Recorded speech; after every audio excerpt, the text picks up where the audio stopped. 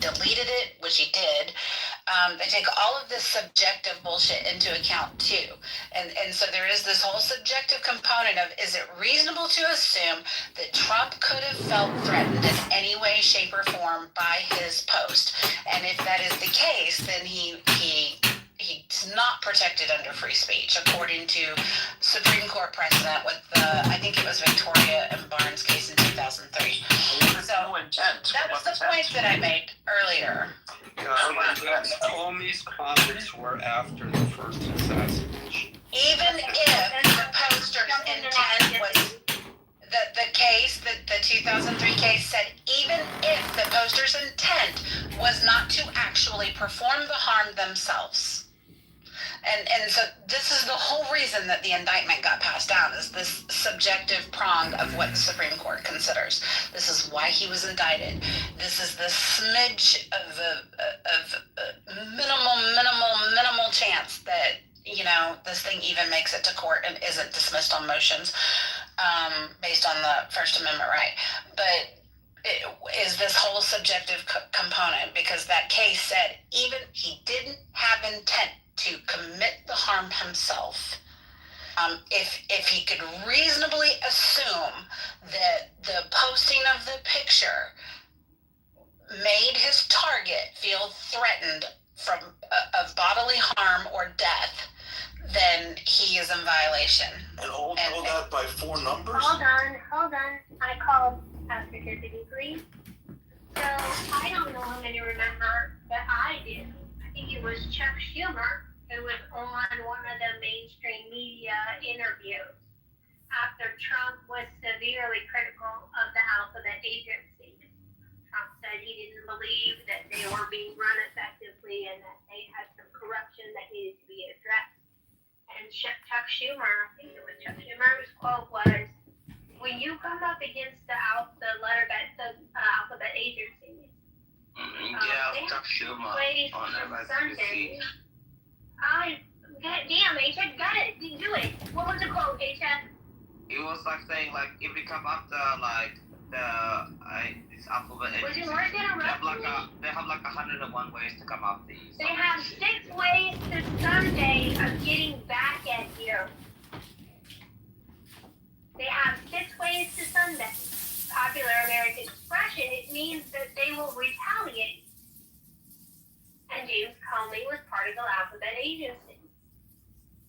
It makes the argument that Trump felt threatened. Even though he's used to. It would just be a lot easier to respect these perspectives if you guys would just say what you really want to say, which is like, fuck the Constitution, we want to get even, burn them all. Wait, Stilgar, wait. I want to clarify. I do not support Comey being indicted.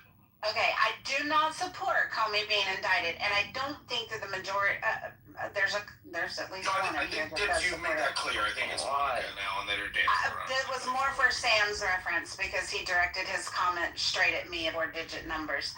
I do not support the indictment of Comey. I don't think he's indicted. I'm simply making the case for why they were able to get the indictment in the first place. And I think that he should have been indicted. If you die on the hill of seashells, you're writing a blank check for the next Democratic administration to do this exact same thing. So look at the court case, Virginia versus Black. And this was over cross-burning. And That's the case. That's the precedent case.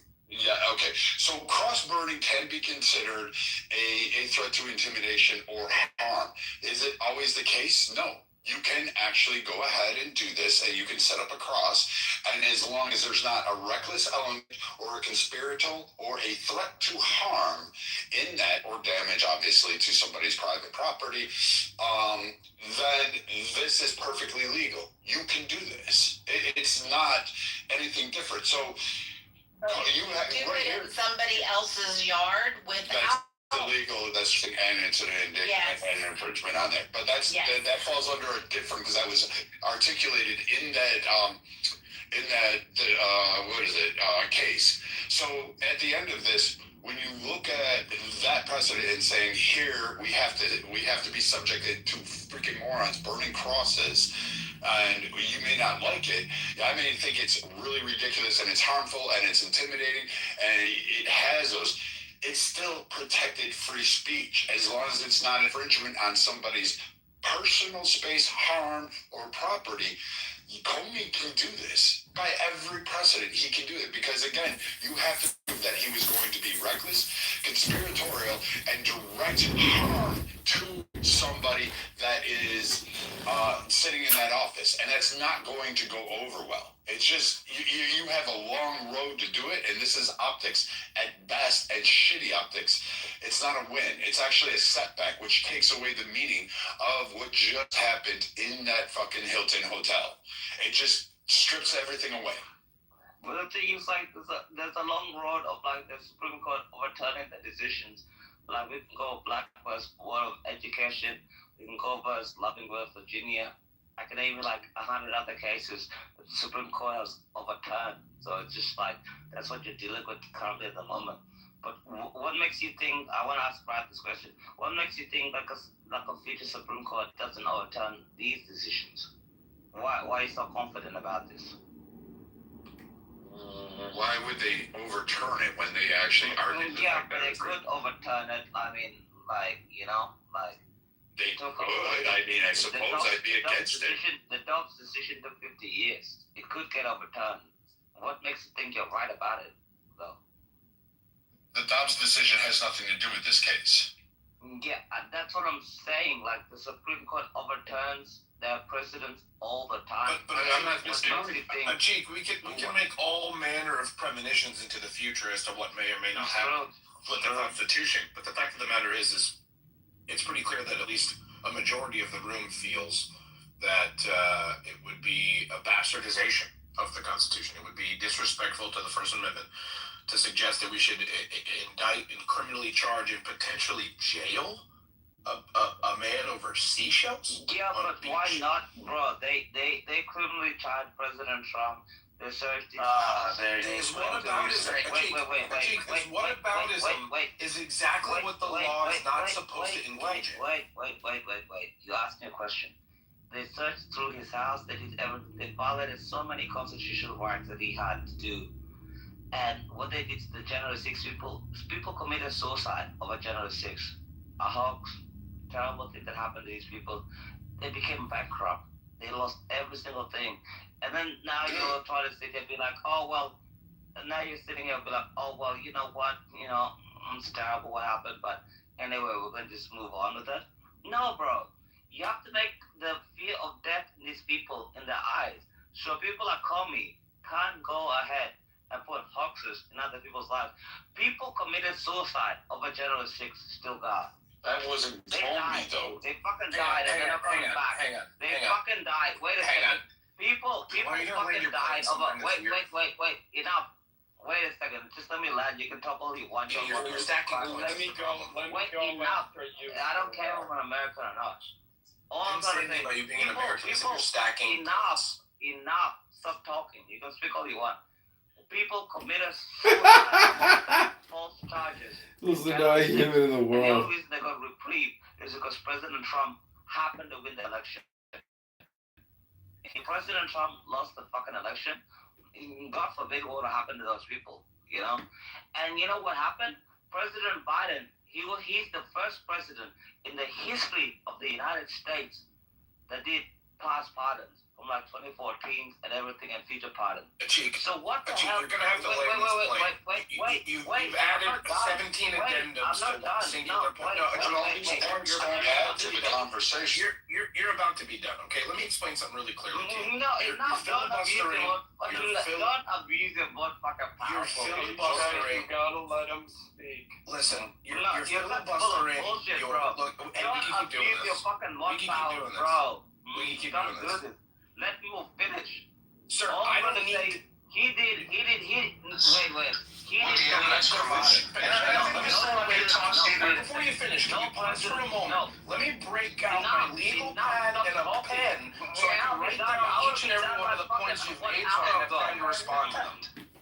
Enough. Stop talking. Jesus Christ. That was been done a long time ago. I just keep talking for so goddamn fuck. Okay, Jake, you get 60 seconds. Six. Thank you very much. Six. President Biden was the first ever president in the history of the United States to do preemptive pardons and everything else like that. Why? Because he knew he led a corrupt regime. People in January 6th, they died. They committed suicide. They got bankrupted. The state abused them. The United States abused these people. The United States killed these people. And they did the most horrific, fucked up shit to these people ever in the history of the United States. And then when I hear well, yeah, it's a constitution, everything else like that, I don't want to hear about the fucking constitution. They put 60% of the FBI's informants onto these people. Why? Because they wanted these people to die. And I know, love. And they wanted to kill themselves. All I want to say is, you killed your own people. I don't want to hear shit about abusing powers of the executive branch. And I'm done. And let me go around for you, Stilgar. Let me go around. I heard you the first time, Alan. Thank you. So, listen. Cheek, I'm going to respond to the moment in which you careened off the highway of rationale and nothing else.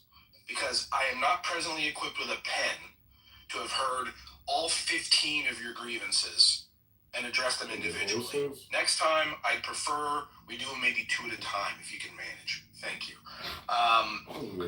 The moment you call into question, the moment you submit any other case, any other legal proceeding in regard to this particular case as a rationale as to why you do something or wish something to be done or why you think something should happen, unless those cases are directly related to this case by legal precedent, you are absolutely participating in whataboutism.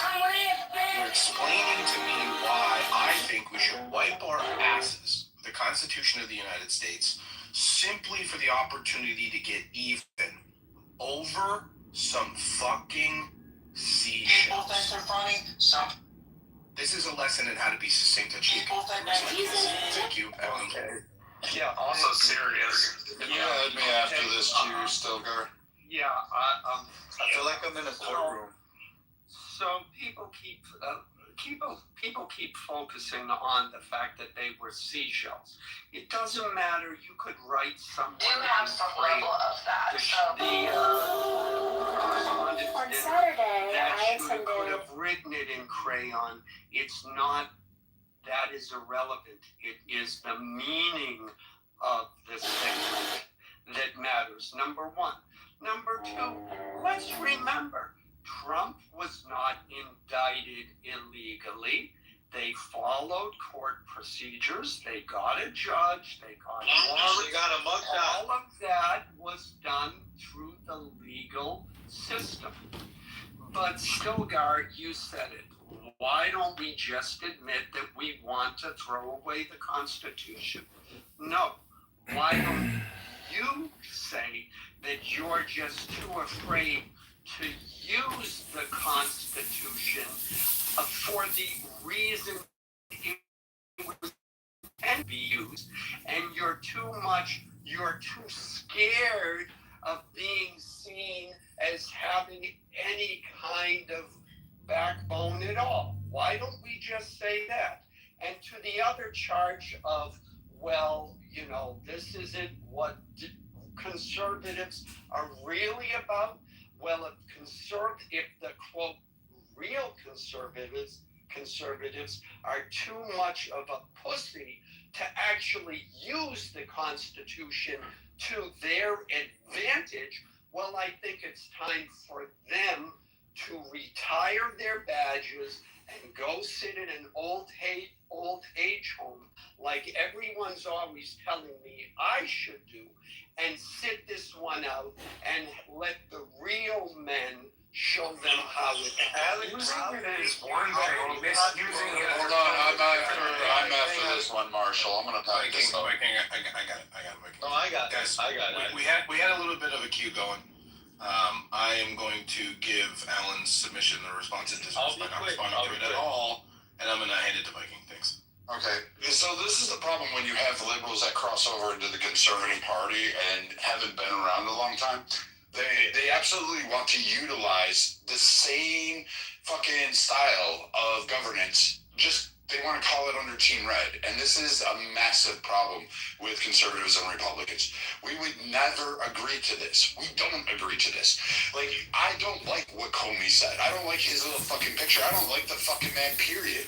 I think he's a fucking tool. I think he's an idiot. I think he's incompetent, as evidenced by him handling the Steele dossier, by his investigation of Trump, by him orchestrating and going along with the Obama administration and being complicit without coming forth to Congress saying, hey, I know you're saying Obama here, but he's telling me to go do this, and this is against the constitutional norms. This needs to be checked. This power needs to be checked. So there's a lot of issues. But what you want to hang your hat on is none of that issues. None of those. We want to do it over what Stilgar says, seashells painted or moved in an 86. You don't even know if he actually did it or if he came across the beach and they were there. You still don't know that. You don't even have those final determinations. You don't have all the facts. But you're cheering this on and saying, let the real men do it because we just want to cry about this because this one hurts my feelings. And it's funny because this is now the second time after my workday I popped into another room and there's another guy crying about Trump needs to be mindful of my feelings and how I feel on his words. Yes, Daddy.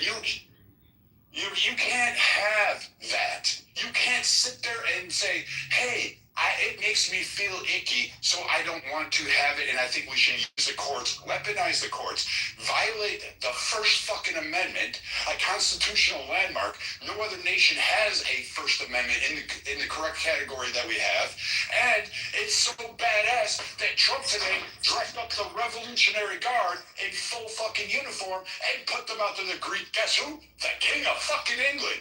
Badass. I love that shit. That shit is amazing. That's free speech at its finest. That's great. That's bad fucking ass. But now, in order to protect that free speech, I have to accept a picture from Comey. Otherwise, your tears are going to get everybody in trouble, and we'll never have that. And once it's gone, once you put limits on it, once you start suing, once you start doing the court shit, weaponizing the courts to try to play that game, we will lose it all. It will absolutely be gone. And why would you give up that much power to the fucking government already? I'll land there. Are sugar babies allowed to work in the government? Or who? Sugar babies. Depending on where they work, being a sugar baby is not necessarily illegal. It is distasteful. Like a 29-year-old. Like is grounds to get you fired. I think if somebody knows about it, that depends on your boss. Are you putting it on your resume, or are you just showing up there and faking it? Or for hire? Is that what you're suggesting? No, he's talking about that government employee. Every time I listen to Brad, I realize why conservatives have lost for like the last 40 years. We've burned all statements. What are you gonna do, Brad? Like write a strongly worded letter to your congressman or congresswoman? I actually do advocating for fascism. It's that's kind of what I'm hearing. Every time I hear like so-called... So, like, let's do this. What I can do is I can leverage money. I can activate... But it's just like, what are you going to do? You're going to write... Okay, so you asked me the question now for the second fucking time, so now I'm going to answer it, you stuttering fucking idiot. I'm going to say this. Brad, he was already losing. So again, when I look at this and you think I don't have power, that I actually organize, I move people, I fucking campaigns to a high degree of level, that I actually get calls and if I want to back local politicians.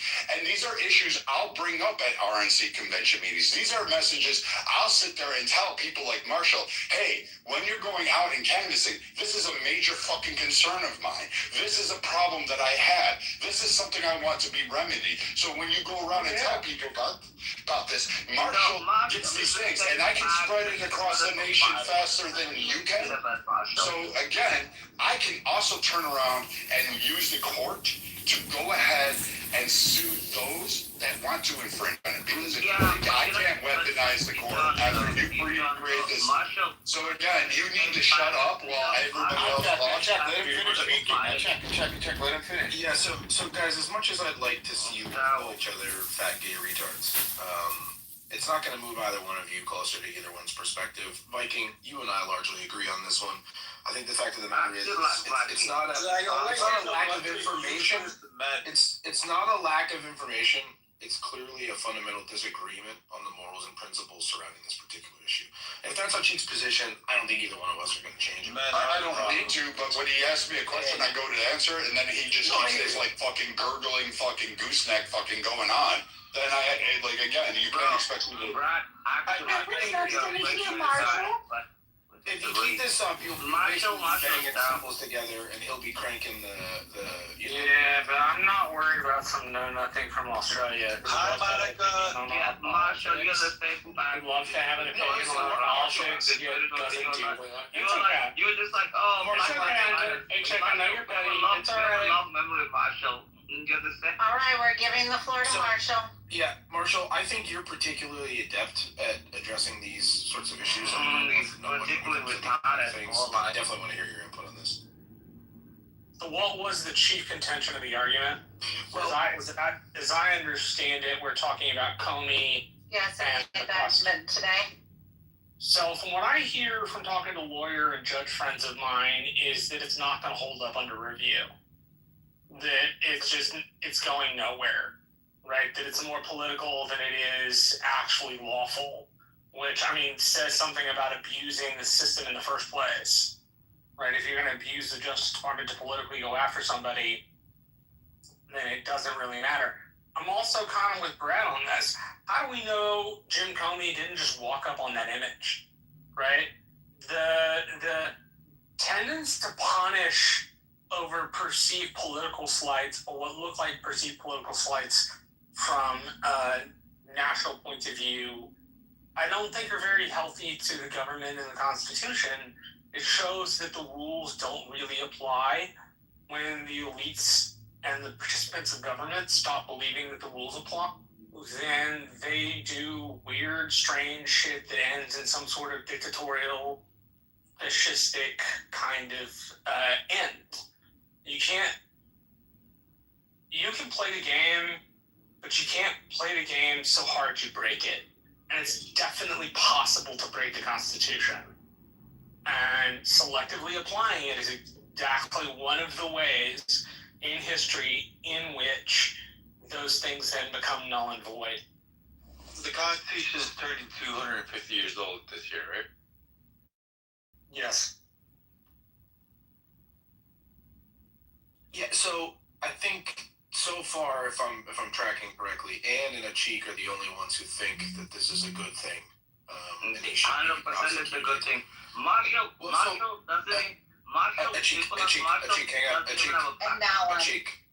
Cheek. Well, yeah, Alan left the room though. I have a question for you. If you believe this is deserving of adjudication, what do you suppose the punishment should be? I don't know what the punishment should be, but obviously a grand jury of the citizens in DC, a liberal city, where you have no chance as a conservative, in DC, was the one that educated this. Why the hell did you not mention it the whole entire time? You got indicted in DC, Washington DC, with this fellow. Yes, because that's where the Justice Department files its claims. You don't have a back for it. Enough. Stop talking. So wait a minute, Cheek, you don't have a position on There's a reason they did it in DC, and I don't know what the punishment should be, but they should make an example out of Comey, because what they did to President Trump should never happen to another president, or should never happen to another person ever. They went through. Literally, we had a grand jury indict Trump in Georgia, and people cheered it on. They argued against it. 1 second, bro. They said it was the same fucking guy said it's impractical. Wait a second. These people in J6 killed themselves, Brad. What part of that don't you fucking get? So, They killed do themselves you because do they you went generally? they went after them for fucking nonsense and absolute terrible things. So the answer is to violate the Constitution further? And right now, you have call me. He's not going to be movable on No, that. There's bro. no point in addressing it. DC. Listen, Chief, hold on. Slow down a little It bit. was a grand jury Still in stacking fucking again. DC. Okay. It was a grand jury in fucking Alabama. I'd be like, oh, maybe it's terrible. Like, it's not the best thing ever. But it was a grand jury in fucking Washington, D.C. Even his own PS thought he's fucking, they need a trial to happen to him. Fuck that guy. It's a grand jury in that ham sandwich. Have you ever heard that American saying, H-check? Yeah, but hang on a second. Okay. So let me make sure I'm following the logic here. Okay. Based on the lawfare and the misbehavior of the previous administration in the direction of conservatives, you think the solution to that problem is to take a bigger bite of that apple to make that point, right? We're in a bar fight. No. I've picked up a pool stick. And No. your solution is to pick up a pool stick, and you think No. I don't want a pull stick. I don't want terrible things to happen. I just want certain people to be held accountable. One of them is Jim Comey. He's one of the worst of the worst. okay, but Achik, the question that I'm trying to ask you here is: you think this is what will stop this? This will put an end to all the madness if we make an example out of James Comey. And because they're gonna feel Achik, you're gonna have a really hard time responding to my proposition in when it's not in its totality. Yeah. I just want to say, I want to make Jim Comey an example. Everybody else, I don't really give a fuck about. Like, right. Presumably, you want to make an example of them because you're under the impression that this is going to cease this behavior from the other side. Yes, it is going to cease behavior because they have to know there's fucking consequences for their actions. You know, when you're like a kid, I think that's, you don't have any speaking like a consequences for kid, your actions. I think that's a tremendously naive position. You think that it's the not left isn't going to fucking turn naive. around? You You think the left isn't going to turn around? Prosecute every single person that is a Democrat there. You want them to do the exact same thing as they did the conservatives? Why the hell did you think President Biden pardoned people from What makes you think they won't do it to conservatives? I don't want that. This is all I want. Wait a second, Brad. No, you keep babbling on and saying fucking weird shit. January 6th had nothing to do with it. You argued on January 6th that Trump saying we gotta go fight like hell was free speech and incite the riot. And now you're going to say this has to do it. No, you don't stop talking. You're a fucking moron that comments on public fucking policies in the United States without understanding. Brad, can we make a play recommendation? Let's not interrupt Achik while he's reestablishing. Fucking stuttering gooseneck, fucking Frankenstein sounding motherfucker. Right, enough. All I want is for this bullshit to fucking end. That's it. And that's You don't live here. Enough, Brad. I don't give a damn, bro. Let's let him land. Fucking hey, go back to Somalia and fight for your own democracy. Let's not let him land. Enough, bro. Fucking hell. All I want is for this bullshit to fucking end. Finally, you know? Just let it. And one of the best to let it end, Jim calls it the trial of fears. I don't think Jim Comey is going to go to jail. I don't think he's going to go to prison. I don't think he's going to spend any time with that. But they have to know that they can't do that in the future or everybody else. And that's it. We're also the same for like the last 10 fucking seconds. But So, shut the fuck up. Achik, help me understand how indicting Comey prevents this from happening all over again in the reverse when Democrats take power again. It doesn't, and that's the problem. So you want to make an example of somebody in hopes to prevent this sort of behavior from perpetuating, rather than just I know. Hey, why don't we Achik, brother, look, okay. So you can accuse me of mod abusing all you like, but that's about the 11th time that you interrupted me in the middle of a sentence that I waited until you were done to start. Okay, I've yielded to you more than half a dozen times at this point. Hi, Monica. I think, as the kids say, you need to calm your fucking tits. All right. Yeah. When you say I want to make an example of somebody to accomplish a goal, and then immediately say you don't expect to accomplish that goal, all the while the thing that you're putting at risk, the chips you're pressing onto the table and saying I'm all in, is the Constitution of the United States, and that's just preposterous. Stilgar, the issue I have is that we all stood, well, maybe not you, maybe some other people said it incited a riot, but Trump's words, we got to go to the Capitol and fight like hell. That phrase alone was weaponized. And dipshits like that guy sat there and said, it's free speech, it can't be taken literally. He didn't mean it, the context matters. You can't prove that he meant to incite an insurrection. It's not an insurrection, and I agree, it was protected free speech. It didn't mean to go up there and like hang the fucking members of the House. It didn't mean to go up there and do anything. It didn't mean to go break into the doors and invade the Capitol, destroy it, shit on fucking desks, take computers, take things that really shouldn't, even if you broke in, shouldn't have done it. It also didn't mean that, hey, we should violate constitutional rights. There's a multitude of issues that happened at January 6th. Fucking beating the shit out of a fucking Capitol police officer with the American flag pole is not fucking free speech. And I don't give a fuck if that retard killed himself. I don't give a fuck if he did it. He deserved it.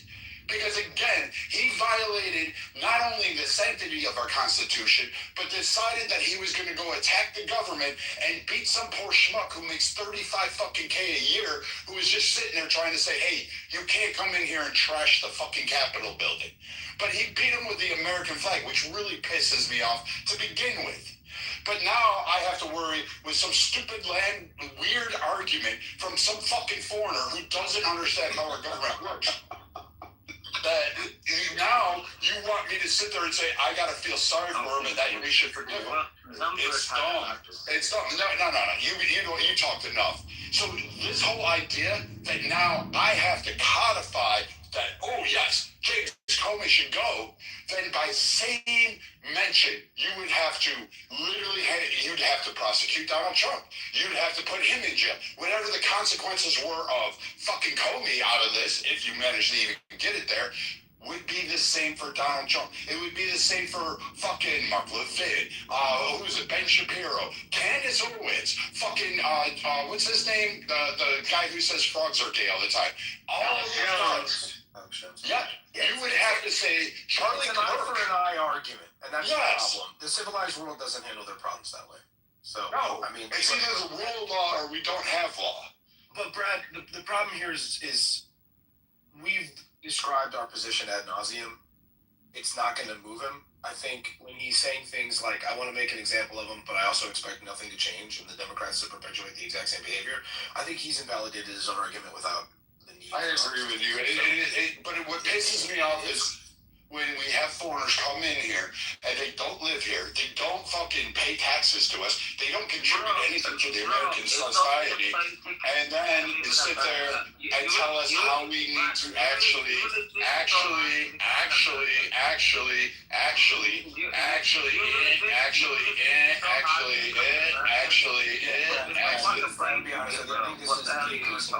conversation because but again, the tit for tat thing isn't fun. Like, we could do the dinner for schmucks thing at any point, and calling him a retard, no matter how retarded I think he is. But still, listen It's to gonna move this. the conversation forward. I agree, but again, we shouldn't let foreigners who don't live or partake in our governance or our country actually comment on how we should run our laws when clearly they have their own issues in their own fucking country, and when we talk about that, they lose a gasket on it. The problem there, Brad, is you're running headlong into an authority argument. You really think it's so hard that he you come in can't have America? an opinion. All I He gotta certainly do doesn't have is if I have influence. a plane ticket to fucking Alabama and I'm an American and Of course he can have an opinion, but it's a really annoying and ill-informed one, and one which bears, no matter what his opinion is, doesn't really affect his life. He's commenting on stuff that affect our lives, which I guess is fine, right? Like, he's entitled to it because it's on a fucking audio app and I can't stop him. But it is a little bit insulting to have somebody who is governed by different rules advocate for the essentially ripping apart of your own system because from across the ocean, he thinks that we just don't have a spine. Right? Like, there's something about that is belittling, it's condescending, it like presumes that they get this opinion without any pushback. And from what I've seen of A-Check, most of his opinion is rather anti-intellectual. It's all feelings based. Okay, but Right, how about like, this? So I guess the unpopular opinion. So I agree that I think that these charges are validated, and I mean we had a group of our peers vote on this for him to be indicted. So like jury duty, a group of our peers voted for him to be indicted. So then they did due process, right? So like. And it wasn't that, and I agree with you. That yes, there's a grand jury. It's a similar response that was done to Donald Trump when we said, "Hey, this grand jury, you can indict a ham sandwich." Yeah. And they got it. They shopped it, and they did that whole thing. Same thing in New York City. They got it. They got their little indictment, and they got to go forward with it. And we all called it out. We said this is an abuse. Yeah. This is lawfare. If we decide at this moment to say, hey, this is our way we get our get back, instead of actually fighting the true fight, the moral fight, the Constitution, the rule of law fight, then we have just abandoned that we are, and now we're just a blur. We either have to have that framework now, even in the face, right now, the most, like, whatever shit you want to. Like, Jimmy Kimmel saying that shit, that the first lady looks great as a widow. Like, I hate that shit. That shit's, like, and that really fucking twists me in a certain way. As a personal level. Genuinely. Yeah.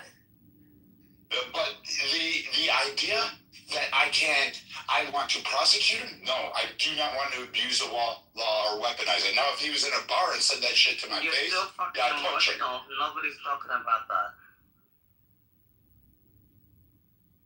You know, nobody's talking about It doesn't sound emotional at all. We were talking about the prosecution of James Comey and Jimmy Kimmel. Can I do a real reset, guys? Network investigated by the Can I do a FCC. real reset, please? I want to abuse my powers. I want to abuse my powers because what I keep hearing is one person is talking and somebody keeps interrupting. You're not going to get your point across. And the whole point of these conversations is you're going to hear things you don't like. But wait till the person's done and then say, hey, can I speak? And then say whatever you got to say. And I guarantee you that person is going to allow you the same respect. There's nothing more annoying than hearing 5 people talk. Please. So I just wanted to finish it and then... Wow, exactly. You just did it. Mike started talking, you interrupted him. Please, bro. So, and do you understand the point under what we actually have to do? Yeah. Do you agree or disagree with that stance, or do you still hold and say maybe this one's a little murky, we should let this go? Yeah, I mean, I think that this one is a little murky and we should let it go. But I think that obviously the process that we went through was just us. But yeah. Yeah, I mean, I think that's the question at hand, is do you want to use Comey as an example? My opinion would just perpetuate this behavior into the next administration, and the one beyond that, and the one beyond that, and it turns into a race to the bottom. Or because at its core, it's spiteful behavior. Do you want to set the example of not perpetuating that behavior? Looking at a pile of seashells on a beach and going, this isn't a hill worth dying. Let's lean into the First Amendment. Let's lean into the principles we've been using to fight against this kind of behavior the entire time, and stand on our 2 feet and not get our panties in a knot over some seashell. I'm torn. Why? So let me ask you a question, Anne. Why are you torn on this particular instance as opposed to, I don't know, a lot of people have said a lot of egregious, horrendous shit about Trump. Like, what's the hang up in understanding that, number one, like if you do even a little bit of research into the 86 and how the 86 is historically used the majority of the time, yes, in the context of FBI, DOJ, CIA, they will oftentimes use 86 as a means of meaning remove but very rarely is it used in the terminology of kill or eliminate. It's often used as, remove. So, Right. and I mean, that's across the board. That's like across the board. More often, it's an abbreviation for remove, which is not necessarily an implication to kill. So when you take that into consideration, Right. it's yeah. But I think honestly, I think that Comey's a douchebag, so I think that I have like a hard time saying that I think he's a complete and utter like despicable human, and like what he said. But So you agree, beyond me. right? You agree though that like I don't know. I feel like as conservatives we have a due diligence to protect free speech, even the fucking free speech we don't like. Right. Specifically the free speech we don't like. Because otherwise, we have former law enforcement officers in Tennessee getting arrested and spending 39 days in jail and $2 million bond because they put up a meme of Trump that his town didn't like, and he will just be the first of many. Like, it's going to be a slow erosion of our First Amendment right if we sit here and bandwagon that, yeah, we think that this witch hunt for Comey is justified. The first indictment against Comey, at least that one had like some criminal merit to it. This one, none at all. Not for 20 years. I don't think it's just about that. I think it's about what it does to the rest of the government. It instills this incentive of tearing rather than building. Yes, in politics, as I can tell you very personally, you have to know when to knife a motherfucker, as the saying goes, and like when to build bridges. But we have done a very poor job in our country of building bridges over the last 15 or 20 years. We've done a pretty good job at ripping apart. One of the things I have learned in life is if you want to instill good behavior in something, the way to do it is by leading with good behavior and instilling better norms or rules in the agencies, like demanding hire up the people that work for you. And that instills a much more professional, much more ethical workforce. But using the Justice Department to go after Comey for... It's retaliatory. It's retaliatory judicial abuse. In the same way that they abused him with the judicial system, he's striking back. I have a question. Exactly. And the retaliatoriness, the thing that degrades is us all being equal in front of the eyes of the law. Because if they can do it to them, they wouldn't think twice about doing it to us. They didn't think twice about doing it to us. It's a vicious circle. So this is what we're going to spend the next 10 years doing. Who took apples out of the basket and put oranges, and took bananas and threw grapes? Like, this shit is stupid. Like, our president that we're paying should not be wasting fucking time talking about who television networks should be employing for their talent.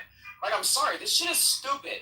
Like, this was the same fucking president that time and time again complains about Joe Biden taking away jobs. Joe Biden's taking away jobs, yet he is trying to get several hundred people in Los Angeles fired over a bad joke. Let this sink in for a second. Like, this shit is stupid. This is the same administration holiday, Jet2 Holiday, on their Instagram page to laugh about people getting deported. So don't you think that side was waiting to get their lick back to say what the fuck they wanted to say about the man? Come on. Like, this is stupid. We have bigger issues to worry about. I don't think anybody in this room really majorly disagrees with you. Ben, what were you going to ask? Well, I'll just make this point. Like, I agree with the general sentiment that, yeah, obviously we have bigger fish to fry. I also think that there's a difference between kind of going back to what Marshall was saying of using lawfare versus kind of what Adam is saying, which is going after free speech. Like, I think that there's a huge difference there. Like, if you're talking about doing ticky-tack fouls and using rules that are never ever used before, I think that that's very different than using the office of the president to go after your political opponents with actual no legal. Like I think that there's a difference there, right? Like, I think the president going after Jimmy Kimmel. Is it Fallon? Kimmel. Going after Jimmy Kimmel. I think it's stupid. Like, I think the guy has free speech. You're right, considering the solution is to put hundreds of people on government assistance when they lose their jobs. That is a stupid strategy for a president that wanted to put people back to work and criticize his predecessor for firing, for getting people losing jobs. But with that being said, it's like, I'm struggling with what Marshall was saying, which is like, okay, because I'm looking at this and I'm going, okay, every single, and I'm not going to say it's Democrats first or Republicans first. Every single fucking president, like, obviously there's a lot of shit that was done against Donald Trump. Like, there was a lot of lawfare and all of this kind of stuff. It's like, so what is the answer? Like, if you're a Republican in this country, what is the answer? Like, when they go low, you go high? Like, how has that worked out for Republicans, right? Like, wasn't that the reason I elected in 2016? Was like, that doesn't mean you can't knife people privately, man. Sure, it's just that the knifing won't be seen by anybody. But the Democrats are not doing that. They're knifing people wide out in the open, and they're saying Democrats are daring you to break the rules. But then, Yes, do but you not because believe? somebody's going to jump off a bridge. But they're saying, like, every single time that Democrats are doing this, they're like, hey, look, like, it was political malfeasance. It was political malfeasance to call your political opponents racist, and then, like, the Democrats are like, yeah, we're just gonna go after fucking Mitt Romney and say, oh, he wants to put y'all back in chains. Like, it was political malpractice. It wasn't politically, like, this wasn't like.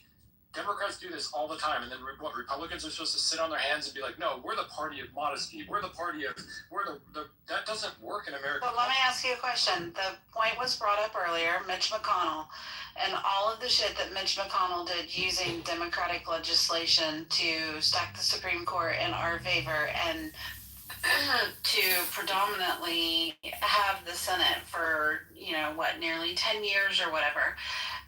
Do you not believe that right is right no matter what? I mean, you either believe that right is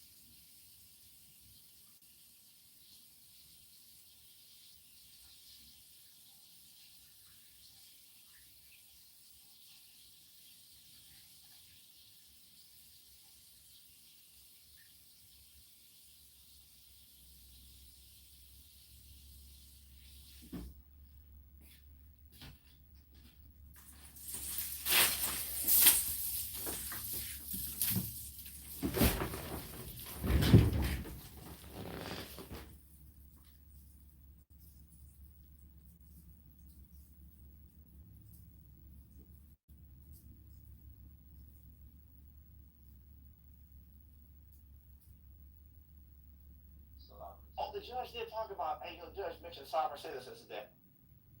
Christ, what I said earlier when you're not listening, I said, cite where Sean Carroll explains why these models are not arbitrarily finely tuned, not to produce bullets in the brains. Okay, go ahead, explain that. In order to get into politics, you have to be a power-hungry piece of shit. Like, I'm sorry. I'm sorry. I'm Marshall. I'm sure you know lots of lovely people, public servants in politics. I'm saying in order to actually change on that level, then I'm saying, okay, so let's just take away the next executive order should be no more executive orders. Eventually, somebody's going to have to break the system and go, okay, it's a parent coming up and saying, you can't play nice with the toy, then I'm taking the toy away from you. If you can't play nice with the fucking power, then we're just going to take it away from you. I actually don't have an issue with the fact of Trump going after his political opponents the way that he does, as long as he's doing so with the letter of the law. Like, what's good is good. What's good for the goose is good for the gander. And does it make the country a better place? No, not necessarily. But the Democrats are going to continue beating you unless you get down in the mud and play dirty with them. Like, and if that's the way that this is going to break this system and finally restore, like, is it the best thing for the country? No. But, like, Republicans cannot continue to lose, and obviously they've done well recently, sure. But I'm saying that, like, stacking the Supreme Court. No, you have to prepare guys all facts. Okay, you're so desperate to interrupt me. I was going to say, don't even. entertain it. But it's just, that, like, I think that's the way. Like, yes, I'm also sick of the pendulum swinging back and forth and back and forth and back and forth. It's monotonous. I'm a moderate conservative. You honestly, okay, so you're all for Trump using the letter of the law to exact his judicial revenge, but over issues that threaten to strip us from our First Amendment rights. Are you okay with that? Because I don't feel like that's what Trump is doing in this particular case with Comey. The original indictment on the collusion and shit, 10-4, I got you. That indictment was dismissed without prejudice. They could refile those charges. Instead, he chooses to go after the fucking seashell picture. Like, that's my problem, is leave the freaking free speech alone. Again, I think it'll be adjudicated. Like, I haven't looked at the Comey indictment fully, so I'm speaking. I'm speaking with. I haven't read it personally, but like the Don Lemon thing as an example, like going after Don Lemon for that kind of shit. Like, I have no issue with that as long as. Me either, but that was a violation of civil rights. Sure. It's entirely different. Sure, but that's my point. Is like if you're going after free speech and just like coming out there and like I don't know. I guess this is also a president who's been shot at a couple of times and had three separate attempts on his life, right? Like I would be shocked if he wasn't upset about the entire like. Obviously, Melania is upset. Like this is nuts. Like we need to lower the temperature. I don't know that this lowers the temperature. But like, something needs to fucking happen. This is crazy.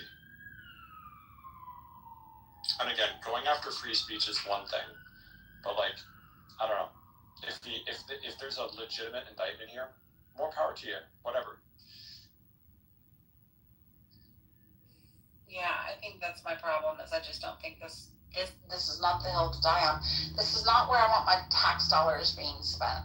I'd rather my tax dollars being spent on something legitimate, criminally wrong that he did, and I'm just not sure that this meets that threshold in any way, shape, or form. At this point, I'm not worried about my tax dollars, considering the bullshit that our tax money gets. Like, I've given up on my tax dollars. Let me put it that way. Like, I live in the state of Maine. My tax dollars. There's fucking potholes all over the street, like tons of homeless people everywhere. And we pay the highest tax. Like, and obviously, that's on a state level. But if you look at the gross, disgusting waste and amount of fraud that's in the no doubt. Then I'm like, okay, like these indictments are a drop in the bucket. I understand where you're coming from, but I'm also like, I don't really care.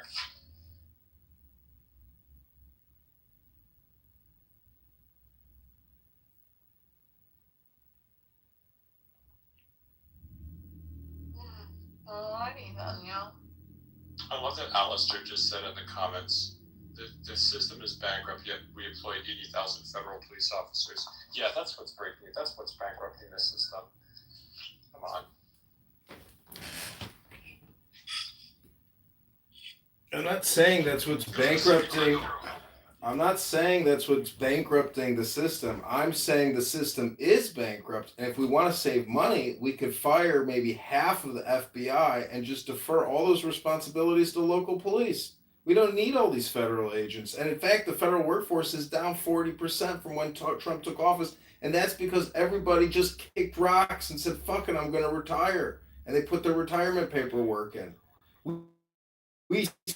We need these positions, and what we have is a bunch of left wokeists. In my opinion, we should purge the entire system, shut it all down, and put it all back up on one Palantir platform. You may not like that recommendation, but when $50 billion of your tax dollars are being defrauded in California through Medicaid, and the state only collects $50 billion in income, what's the fucking point? Shut it all down. It's completely corrupted. I rest my case, and I am complete. Which you don't disagree with a lot of that, which is crazy.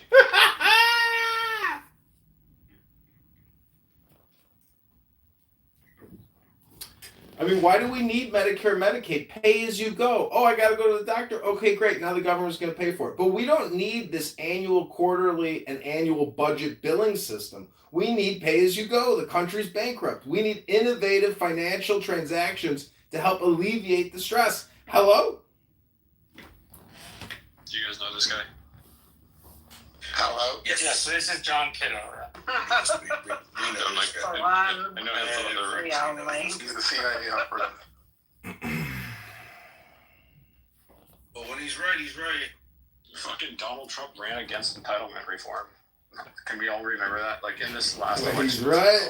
Nikki He's Haley right. and Ron DeSantis. Like that was Donald Trump's line of attack. Was I'm not going to touch your Social Security, Medicare. Like that's what's bankrupting this country. It's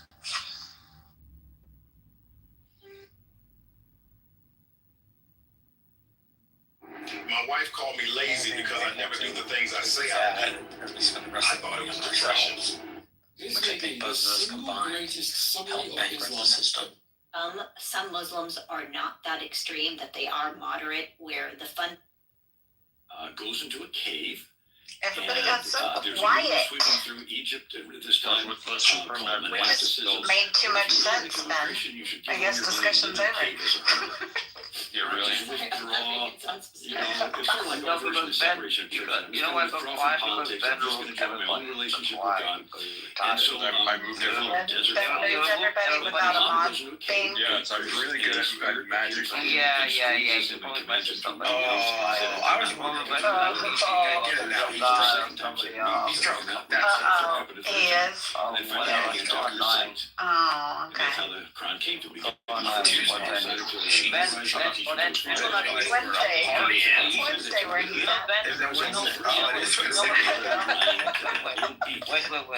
Wait. You know what's so terrible, Ben? It's in the future. He's Anthony Bourdain's portrait. Arab Seymour method. Can you at least let him rest in peace? Kind of wild cheese. Or choose another portrait of the picture? His wife Because you're not Anthony Bourdain. She's 40 years old. He's You're full of 25. shit. He had worked for her and then she Change your married him. PTR. You're not Anthony Bourdain. You'll never be Anthony Bourdain. And you'll never be half the man in the world. Just change your fucking PTR. What are you drinking tonight, buddy? Yeah. Change your PTR.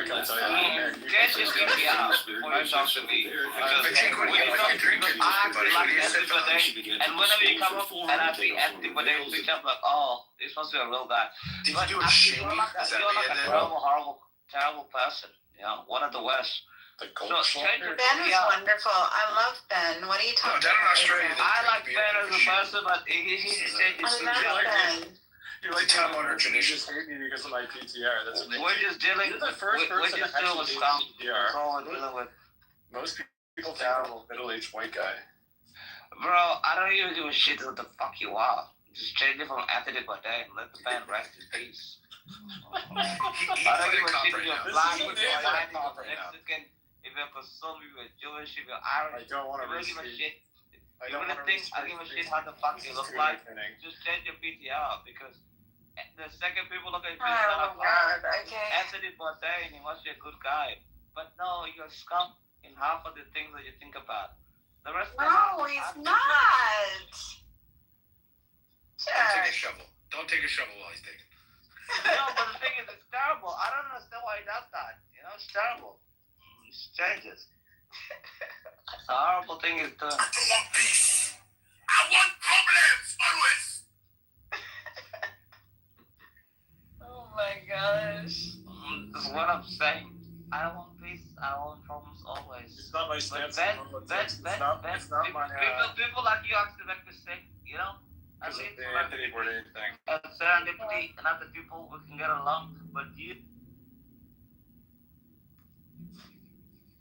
I didn't move a slip. Oh, no, he's still up. I was going to say, I'm not touching him. I had some popcorn for lunch. My hands are a little slippery.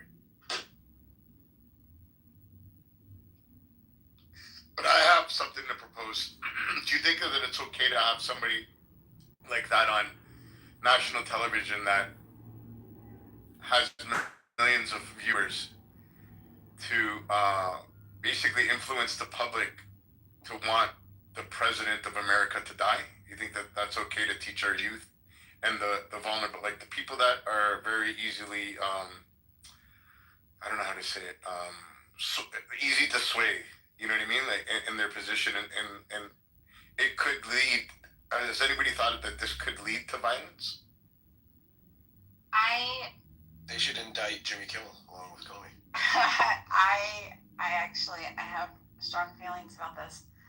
Do I think he has a viewership and that he can be influential?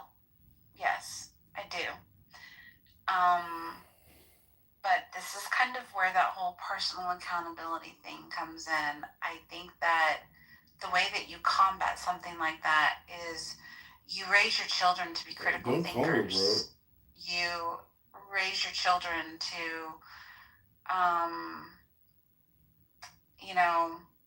investigate, ask questions, research, and to understand not falling prey. Because the thing of it is, social influencers can be a lot more dangerous than just in the political violence realm. I mean, social influencers can impact girls and their self-esteem and their body positivity. Like, you could go down a list of ways where social influencers can be detrimental to the public's health. But you know what? They exist.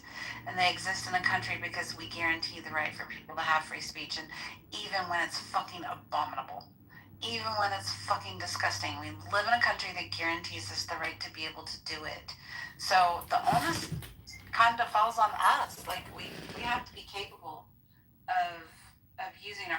Yeah, well, that's what Donald Trump is doing when he's trying to prosecute Comey. He's using his freedom of speech. He's using the law to go against those who are lawbreakers. And if you don't like Donald Trump using the law, well, obviously you don't know what the fuck the law is. Hello? No, but I'm talking about Kimmel right now. But hello. But so I would agree with what you're saying, but I also agree that a lot of parents these days aren't raising their children. Social media is raising their children. You're right. And that and shame on the parents. Shame on the parents. Absolutely. Yeah. But then there has to be some type of responsibility where we have to take as humans to say, oh fuck, okay, we're allowing our children to be raised on iPads and iPhones and whatever, Androids, and television and Instagram and all that stuff. Should we have responsible speakers? No, we should restrict social media. That's the obvious answer. I mean, like we have laws on cigarettes in this country. You got to be 18 or 21 in most places to buy cigarettes. Why do we have these laws in place? Because kids are not smart enough to make their own decisions, right? Like I agree with what you're saying, BB. Like I really, really do. But I think it has to come down to restriction of the social media companies. Like social media has been. I mean, we're talking about Jonathan Haidt earlier, and Monica and I think Serendipity. I think you were in the room as well. We're talking about Jonathan Haidt earlier. He's on this huge campaign at the moment about social media usage in kids. Like that has to be where this comes from. Well, Ben, I think you touched on something that's so powerful, and I think it was so subtle that I don't think people really caught it. And then I would ask like people in the room, do people have a problem that there's an age restriction on smoking cigarettes? No. Yeah, of course I'm a fucking problem with age I restriction. check. Stop. It's annoying at this point. You asked the fucking question. No, I know, but it's like there's like alcohol involved with the answer. So hold on, because I think it's very important what Ben said, and I think it's if people don't have a problem with you asked a simple question. And the problem is you don't give simple answers. Sorry, bro. Just hold on for a second, because there's something to be said about what Ben said. Yeah, I wanna answer this for you. Go ahead, dear. Yes, I don't have a problem with there being age restrictions on smoking cigarettes. The thing of it is, it's a tangible good that you have to go to the store, you have to interact with a person to purchase and verify your identity. I think the problem comes in the virtual reality, because there are too many ways to bypass verifying identity. You know, this kind of leads back to that Meta case that they just lost recently. Meta and was it Google? I think Google's the only other one that didn't settle. They just lost that case in California to that girl who essentially blamed her mental health issues on her social media addiction, because somebody handed her an iPad at the age of 6 and she became addicted to YouTube. And by 11, she was addicted to Instagram. And, you know, she sued these companies, and generally they're protected by legislation that protects them from being liable due to content posted on their platforms. But the problem was, they said that they didn't take enough actions to make the platforms safe to protect against children, like make them difficult for children to access. But when you have parents who are logging children in, creating accounts for them, bypassing all of the rules, I worry that this is a slippery slope again to curtailing our First Amendment right. And it's an entirely different ballgame when you're talking about virtual versus in person. I think the restriction on purchasing of tobacco products is clearly not effectual, right? There was a dramatic decline in cigarette usage, but it basically tracks directly with the increase in vape usage. And now at this point, they're like Motorola's buying up companies who are developing vape detectors to be placed in like middle schools, right? There's a massive market for this. The private sector is running at full steam ahead to attack this problem. So the question is does this legislation do anything? And we've seen I think it was 5 or 6 years ago, something like that, we raised the age from 18 to 21. And now you have to be 21 to legally purchase cigarettes in this country, or any tobacco product for that matter. The sale of Zins and Snus and these sort of like nicotine pouches and vaporizers is at all-time highs amongst those under the age of 18. So it's clearly not having an effect. Now, to follow up on that, do we think that there needs to be tougher laws on parents? Like, does the government need to step in and have more control over the children? Basically, because the parents aren't doing what they're supposed to do. Like, should the parents somehow be held to account? The problem is as much as I'd like to see that, I don't think that would be effectual either. I think it's a cultural problem. It's a cultural problem that parents have now like outsourced 3/4 of their job to iPads, and they've kind of yielded to this blame everything around my child, not my child behavior. And I don't think there's any type of legislation that we can implement that would improve the quality of life writ large and also improve the condition of that issue. It would have to be tremendously authoritarian and make more victims of like putting parents in jail for their behavior.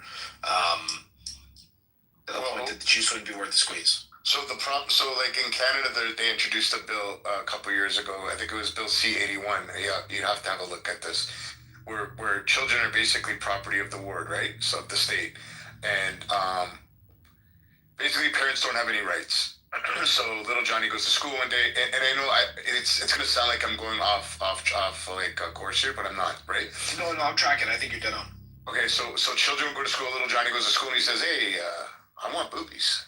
Yeah, I want to be a girl. Yeah, I want to be a girl. He goes home and he says, "Daddy, Johnny, I want to have boobies." Daddy says, "Johnny, you're Johnny. You're a boy. Boys don't have fucking boobies. Smarten the fuck up and go back to school and be a boy." He goes back to school. He says, "My daddy says I can't have boobies."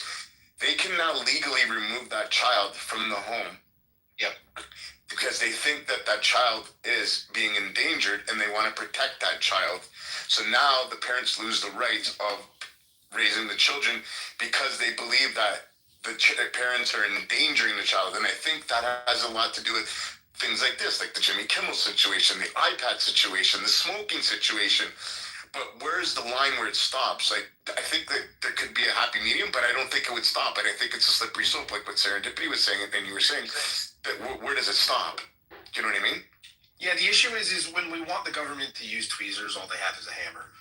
And if we put this kind of control in their hands, it's largely not going to improve conditions of what we set out to improve, and it's likely to worsen conditions elsewhere. And I just think, yeah, it's a recipe for disaster. Unfortunately, it feels like a more tenable solution than hoping the culture will change. But like, unfortunately, kids are gonna have to die of popcorn lung, and we're gonna have to allow them to suffer the consequences of sucking down vegetable glycerin by the gallon, and then something will change. A couple of things, when the smoking age was raised to 21, less teenagers smoked, and I think even though the number of vapors is increasing, I think the total teenage vapors is still lower than those that were smoking cigarettes before the age. No, it's actually higher. Well, the trouble is I just looked at Edie's it's right. the opposite right now. But, Maybe in America, sorry, I know in Canada it's a big problem. Edie's right based on the statistics, but the problem is like, how do you account for the kids that are certainly hiding it from their parents, certainly aren't responding to these sorts of surveys? And if you look at the private sector, there's investment going into like anti-vaping technologies. I work with public schools in a security capacity, and the demand right now for the ability to identify and address the behavioral issue of vaping in schools is like the number one topic on everybody's mind. It's more important than school bus crashes. It's more important than school shootings at this point. And you go online right now and buy a 510 battery, which is like a commonly used variant of battery for vaporizers that looks like a fucking highlighter, right? Like, there's products being marketed to enable children to do this. There's products being marketed to prevent them from doing this. It's definitely a problem. Right. Cigarette use is naturally going to go down when the dramatic increase of vaping happens. Right. And the problem is, so sorry, Edie, because I'm in the space of vaping, and I know a lot about it, and it's a fucking huge problem, because even in the States right now, I think there's only 2 or 3 vape products that are actually legal, FDA approved, right? All of these vapes that you guys see, like Craze, Aloe, they're illegal. But they're selling them like crazy. So making laws changing the legal age doesn't seem to be the way to do it, because manufacturers are still targeting these products. No, the problem is that there's only one company or 2 companies that are manufacturing vapes in America. The rest are being manufactured in China, and they don't give a fuck what they're putting in here. And so, but the ones that are legally doing it still will find a way to target younger people, even though it's not legal. They'll just say it's not for younger people, even though we're making it in bright colors and all this stuff, And then you have, stores are selling these things, just like with THC products. There's stores all over the place in states where it's not legal unless it's a dispensary, but they're still selling a THC product that, that they're not supposed to have because nobody does anything about it. Well, look at Florida. They don't call it THC, they call it Delta 9. There's stuff that's actually labeled THC in stores. So I don't know how they THC is an umbrella category of a bunch of different molecules, and what they're essentially doing is creating these loopholes in the law to circumnavigate certain rules and make these THC analogs that are then legal for sale in this gray market capacity. The problem here is I firmly believe that is like a direct result of what we see as the government. Right. I think that's the point I'm getting to. The government. And when you talk about social media, so there's still, kids still can't go to see like R-rated, I don't think they call them R anymore, but there's still restrictions. No, they're still R-rated. No, they're R-rated. Okay. But so I was like, well, then what's the problem with having that social media? But then the rest of us, adults and everybody, are going to have to put some sort of ID in when we log in, right? That's the only way to verify. Other than, unless they just say, are you 18 or over? Which obviously isn't going to verify unless you put some ID, which I don't think we want to do. Put an ID every time we log into social media. So the government trying to regulate these things, use the government to control these things, it's not a good solution. I don't think we want to keep giving the power to the government to do it. It has to come down to the parents. And although it's hard to do, that's the only way you're really going to do this. But that's what I'm saying, the parents aren't doing their job. Some of these things are the fault of the only government. way the parents need to start doing their fucking job. Because you don't want to rely on the government to do it, because it's not going to work. Some of these things are the direct fault of the government, and like the cannabis thing is, it makes the argument into these other categories insofar as if the government would do what the clearly overwhelming majority of the American populace wants, which is like federally legalized cannabis, like Canada did, then we wouldn't have to have all these loopholes and workarounds, because unfortunately, some of these loopholes and workarounds are totally innocuous and they buy it at the head shop and they don't even get high and it's no big deal. Some of them are bath salts, right? Yeah. Bath salts was the same thing. It was analogs of other compounds that were otherwise made illegal. This is like a problem of the government not appropriately regulating a market. Can I interrupt? I hate to interrupt Is people. it marketing? I just want to point out one thing. I want to bring everybody aware to the chat of the threat that I just got from a check. And I think that you guys should all be aware of this. BB, you're a wanker, and I hope you shit yourself in public. I think that's uncalled for, and I think we should all stand up against Aggressive shitting yourself in public. Shitting yourself in Yeah, public. we don't want that. That's gonna affect the. In Dino Cheek. Yeah. So, I was just going to say, Stigler, are they marketing? Part of the problem is the marketing efforts are marketing towards kids, how the advertisements look. I mean, we have that problem in my industry. It's a big problem, and there's mass torts actions and big lawsuits that have been settled because the marketing is appealing to kids. And, you know, there's Yeah, but any marketing is appealing to a child. Yeah, It doesn't but I matter mean, if it's geared to a 50-year-old. I understand That's that. largely what we're getting at, though, is what we're Yeah, I mean, we have it in the gambling world. It's a big problem. And the government's lack of action in terms of vaping leads to like BB said, there's 2 or 3 vapes that exist in the country that are actually able to be legally sold, and the rest of them are operating in this weird gray marketplace. Crackdowns kind of ebb and flow at this point.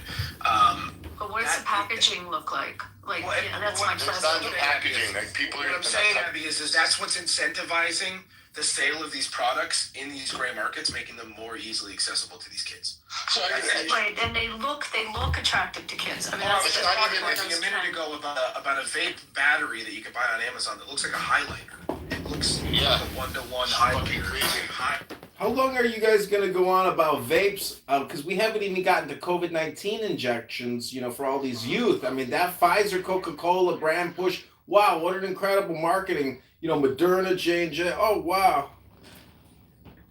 But I think there's a misconception where people are thinking that the packaging is what attracts children. It's not. It's the flavors. It's the thing. It's strawberry. I have a genuine question. So let's just say, for the sake of argument, you added kerosene to cornflakes, and obviously nobody's actually going to do that. But there are consumer protection laws. I asked this as a genuine question. I don't have an answer to this, but like you see this RFK Jr. is doing a bunch of shit where he's saying you can't have all of these harmful chemicals in our food, which is like that should be like, well, no shit. But like, I ask you this genuinely, is there any recourse for that to say, hey, these chemicals are really, really harmful, and you just can't sell this in this country because this shit is just really. The problem is the chemicals aren't harmful until they get heated. Okay. So. And then it changes the molecular structure, and that's where the chemicals that are in vapes, they only become harmful once they ignite, like once they get on the heat, the battery heats it. And it turns into the vapor. That's where the poison comes into effect. Before that, To your earlier point, the whole vape market was a niche market. There was a kind of a nice little cottage industry of mom and pop shops popping up, and people who wanted to be into the vaping thing had to like wind their own coils and make their own canisters and like build these vaporizers, and they were largely like purchasing the vape juices domestically, and it was made here. Going to any gas station within a 5-mile radius of now that's treating the vol numbers as like constant values for universes you might find yourself in, and then there's less of them in the naturalistic, right? Which is a crude analogy because it's actually like way more complicated than that, but like it makes the point. I mean, I have this thing in my Islam essay, which is just, I have it be numbers drawn on a piece of paper, drawn out of a hat. So I'll call it the hat argument now, but anyway, it's just the fine-tuning argument for God. Or sorry, for atheism. No, we should call it the stepping in the buckets argument. And stepping in the bucket is a thing from baseball where you, instead of stepping towards the plate with your lead foot, you step away from the plate. Thank you. Do you guys mind if we just quickly, Deepak, can you just cover, because I don't know how much time I have, can you just tell me what happened with your resolution with Zelini? I mean, I actually, you asked, I messaged you. I mean, you asked the question, right? I can answer that. Okay, but I mean, can you tell me, since I don't know how to read? Well, yeah, it's like, he just thinks that, like, the boys got to give him thinking that, a bit, if you're, what making Sam, okay. Like, he just thinks that, like, a Bayesian sort of analysis of epistemology is, like, not the right way to, like, describe the majority of situations, even mundane ones. I mean, partly it's based on, mostly it's just based on the fact that that doesn't actually describe how people update their beliefs, right? But they do. No, I mean, that's not actually a super crazy thing to think, to be honest with you. That, like, people are not, like, perfect Bayesian machines, and we don't actually typically think That's not right. Well, there's a difference between being a perfect Bayesian machine and, like, doing the sort of belief update that roughly corresponds with, like, Bayesianism by analogy. Right, and I think there are times when people don't even do that, right? Like when, like all these cognitive biases, like the librarian example and stuff. Well, yeah, that's the thing. People are irrational all the time, so it's hard to say. Right. So like the thing is like typically you want to say it's a model of like ideal reasoning or something. Yeah. Right, and Zeleny thinks that that's actually, there's no fact of the matter about, like, maybe I'm being too strong enough in what he's saying, but maybe that's. He's probably correct. I probably agree. Bro, I'm gonna bring it back up. Whatchamacallit? Yeah, I saw that God Logic one today. I thought that was pretty funny. He just did one like 2 minutes ago. The Muslims are running. The Muslim was begging for mercy, and his mods kicked the God Logic off. They were trying to save the guy. I saw that one too, and he was like, "Man, you agreed with what I'm saying to you about." Yeah, I was thinking about that verse. The Muslim was trying to say that he was uncreated. He was a thought, so he was uncreated. Hello, moderators. He was trying to say he was I'm gonna take a nap. Sorry, Good evening, moderators. I'm wondering if anyone can be kind enough to read the text in my PTR. Thank you. Okay. The quest of the Holy Grail, the search for the stone of the philosophers, by whatever name we choose to call the great work, is therefore endless. Success only opens up new avenues of brilliant possibilities. Yeah, verily and amen. The task is tireless and its joys without bounds. For the whole universe and all that is in it, that in it is, what is it but the infinite playground of the crowned and conquering child, of the insatiable, the innocent, the ever-rejoicing heir of space and eternity, whose name is man, I guess. Okay. All right, dog. Cool. I hope I read it as best I could. I need it. Well, what I'm trying to say is, like, we sit here and we talk about the GOD all the time, but man in itself is quite remarkable. I mean, we're fully automated. It only takes on a man and a woman to bust a nut and have a great orgasm. I mean, look at Barth. He's got 4 incredible children that he loves with his heart. You already forgot about the golden calf. It's too early to have him in the room. He's just gonna kill the room. So, but later on, you can come up later on. He's trying to acknowledge the creation, but not the creator. That's what got them wrong in the first place. Too early in the room to have him. It's good, like when the room dying out. Bro, Megatron, Alistair is actually pretty cool. You're the one that's ruined the room. You kicked me down because I disagree with you. Oh, you're being personal. No, you are. You're being very vindictive. No, you're being disrespectful. So I think they're about to get weird. If anything, you guys will be sitting together. That's why I'm behaving myself. Wait, because I'm scared because somebody's got a green bean? Like, I give a fuck if you're gonna kick me out of the room? I'm not gonna kick you out. What's that? Bro, you are here's the other thing. Here's how it started, and I think this is also a more reasonable question to ask. Is like, let's say there's a claim and you use it to like update your beliefs, right? Like, what is it that's really doing the work, quote unquote, right? Is it the claim itself, or the background information that like gives you the the reliability for the claim? Yeah, I've explained that point to Deepak because you can just say, look, the claim in this context is like a piece of data of like, it's an observation that somebody is like testifying to you or something, or they're assenting to something or whatever. So it's like the data is like an observation of the person doing this,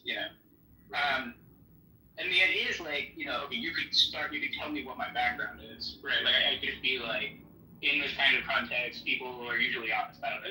That's just like an easy one, like you could come up with other ones that would also make it evident. Moderators, I'm just wondering, I know you guys will go on forever, so I'll have to just speak up. I'm wondering if somebody could read my PTR. Hello? I'll read it, Victor. Don't worry. So, Jesus Christ. So you have that in your background, right? Before you get a claim, right? So you haven't made this observation yet of a person, testifying to something. I never killed one Kurd. But you killed the Shias, right? More than I got fingers and toes. And they let you live and suffer life like they have a $50,000 fucking price tag on my head. They let you live because you suffer like a pig. I suffer like what kind of pig? Like the pig you want to throw your pearls at me? But you granted them a martyrdom, right? Heaven. But they granted you hell and fire and suffering. Dude, I was the medic. That's why you sound like a fucking devil here. Yo, he has like the best rape brigade. I'm calling you. And as a result of that, Right? No, I mean, like, dude, I'm a Georgia boy. You shoot at me, I'm gonna shoot at you. But like, I never went there to hurt anybody. I went there to be a medic. Like, it's not my fault you turned me into the old me. You're not shit, bro. Don't talk to me. No, I mean, I'm not shit because God is great and I make myself small. No, what are you telling people if you're a medic? Because I had a gun and people were shooting at me. What kind of gun did you have? An M4, a 249, 12 gauge, and an M9. What are you doing with a 12 Dog is the shit. Got it? Dude, when I wore my full battle rattle, I was 130 pounds heavy. But I would do 12 miles in like, on a 6-hour dismount. Like we would just walk through the city. Yeah, I'm sitting indoors, hard knocking, running the shit out of shit. Right now, I'm as skinny as fuck, and I weigh 195 pounds. I'm 155 pounds, and I don't really give a crap. That's not making PTR that shit. Bro, you act like I won't smoke a joint in your fucking face. Why didn't you have a Smith & Wesson? You said you're a Georgia boy. Because I prefer my Berettas. Like, dude, I am a Georgia boy. I have my own gun range in my own backyard.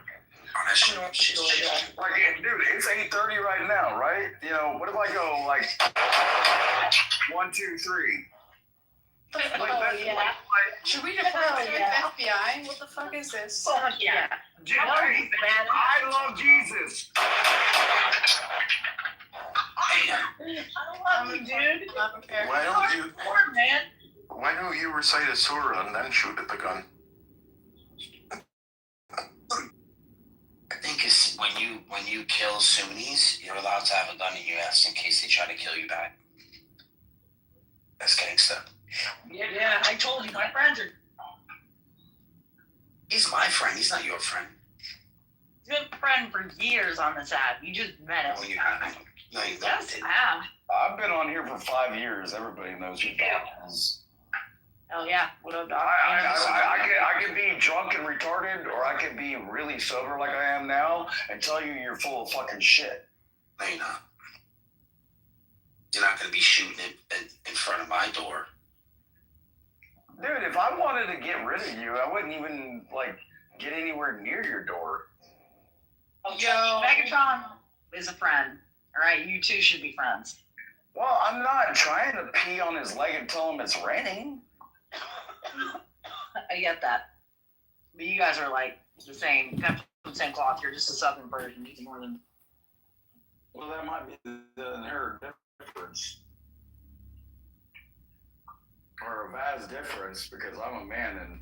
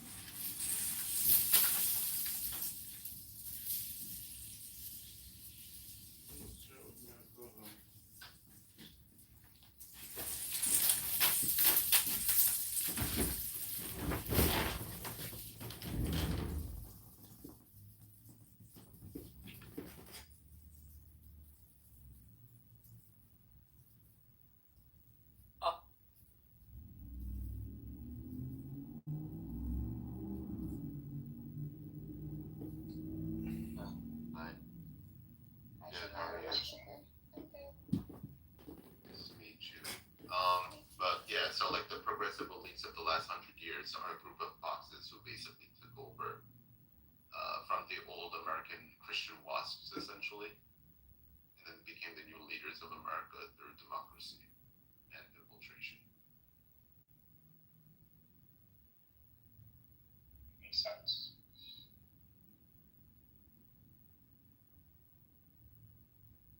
I like how you compare current CEOs to aristocrats and kings. I mean, that's what they are, right? In their corporate structure. Right, they're just a group of free market aristocrats, right? Where they have a lot of power and influence, but they have no obligation to their own country, their own people. They just have obligation to their own family capital, essentially, right? And to their corporation. Right. So now all the aristocrats, merchant class, the middle class owe no loyalty to their own country. And we have globalist capitalists, globalist finance, but we also have globalist consumers who want to buy cheap goods from China, right?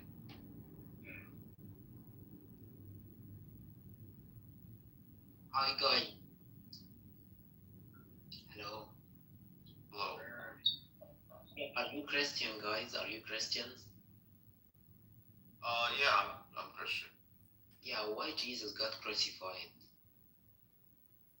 Jesus got crucified because the Jewish people were waiting for a Messiah, and Jesus said in certain terms that he was the Messiah, and the Jews didn't like that, and they were given a choice by Pontius Pilate, who was a Roman governor, and they said, would you rather crucify a criminal named Barbarus, who was a murderer, a rapist, and a thief, or would you rather crucify a person claiming to be God, who was trying to create social change in the Near East?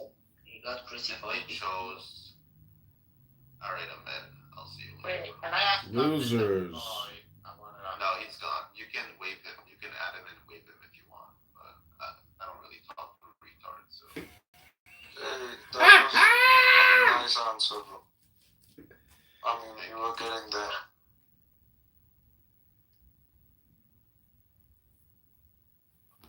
There are different ways to see the figure of Christ. One of the things he was trying to do is bring back the custom of the Jubilee, where you forgive the debts of the lower classes that Jews used to practice, but started practicing less more with the Pharisees.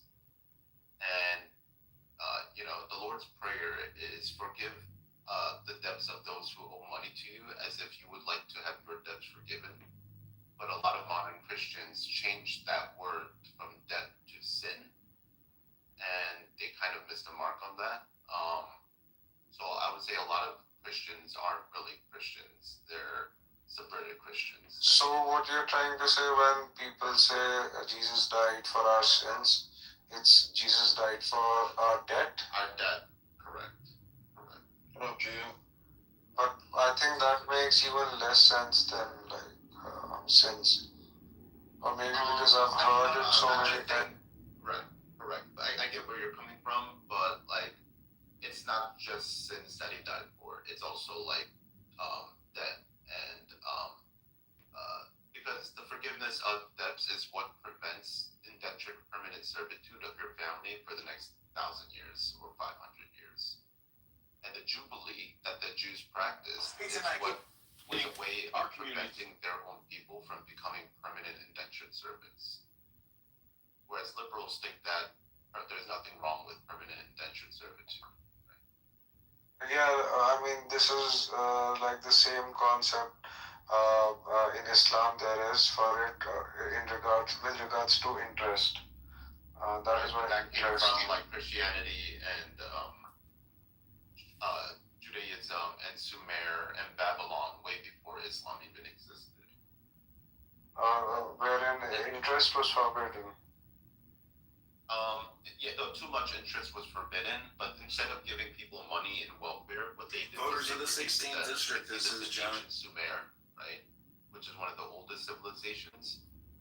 You can see this in all the Near East derivative like civilizations like Babylon and so many different groups of people in that region before the Jews. But Jews, I think they practice a lot of what is it called? The practice of interest, usury or something, Usury, right? But that's when they more came to, right, that developed more when they became a minority of the Romans and then came into Europe, right? And there weren't that many jobs for them to go into, so then they went into usury, yeah. But the Catholic Church historically were against usury until they weren't, and until they weren't the power structure of Europe. And the Catholics are the last Christians to practice the Jubilee, actually, historically. What is the Jubilee? The Jubilee is the forgiveness of debt of the lower productive farming class so that they wouldn't be in permanent indentured servitude. But how can a church forgive the debts of farmers when the debts are with the banks? Well, because in those times the church had a lot more influence, so they could. And then in historical Sumer, let's go back to pre-Christianity and pre-Judaism. How did ancient Near East societies practice debt forgiveness? There was two types. One was that every time there was a new coronation of a king, he would forgive the debts. And because the debts were taken, like let's say you were a poor farmer and your tools broke and you're a poor farmer, so you can't buy it, right? You would go to a local temple, which is the religious, or you would go to the king and the king's state and ask for a loan. Okay, and over a period of time, those loans would stack up, but you were still able to produce wheat productively because you got those loans. So every 7 years, or whenever a new king was coronated, all those debts would be forgiven, and you would have a clean slate again.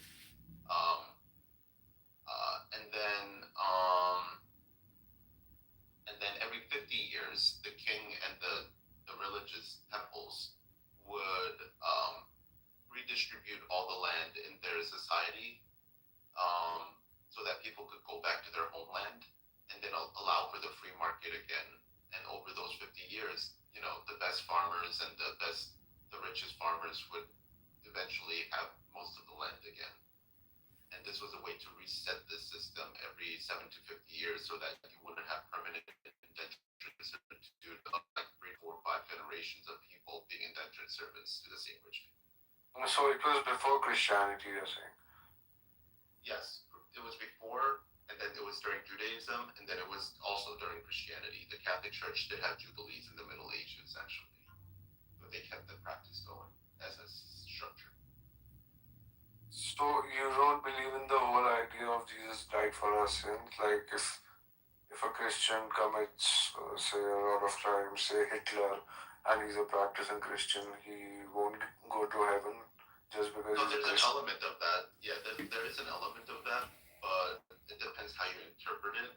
Does that mean that your job is to never commit sin? Probably not, because we are fallen and only Jesus is sinless.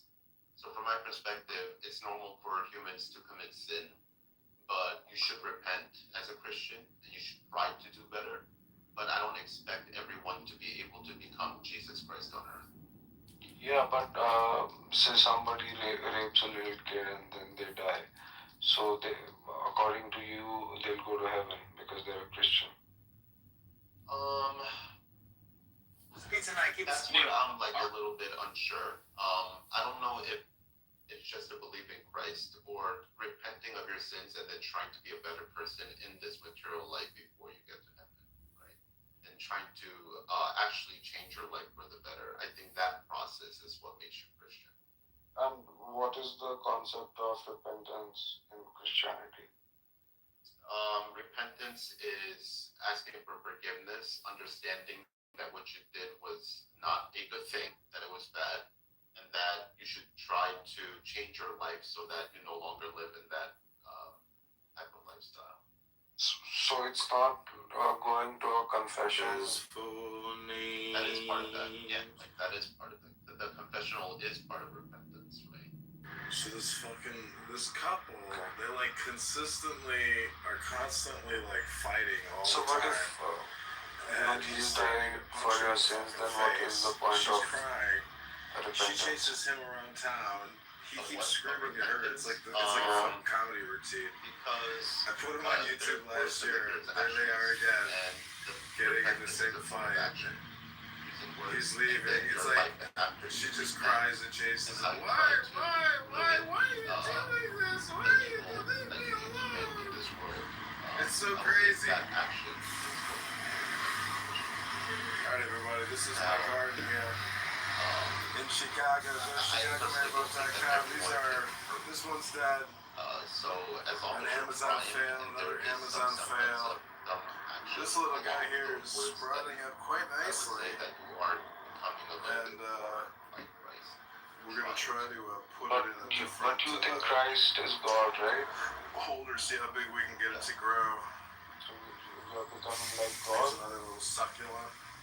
I mean, These are all succulents. Our succulents over here are why all popped. religions worship their You can't gods, believe so that it. you are more like them than And there's all these No, I social don't media think so. Not all justices. religions. Oh, are they still fighting?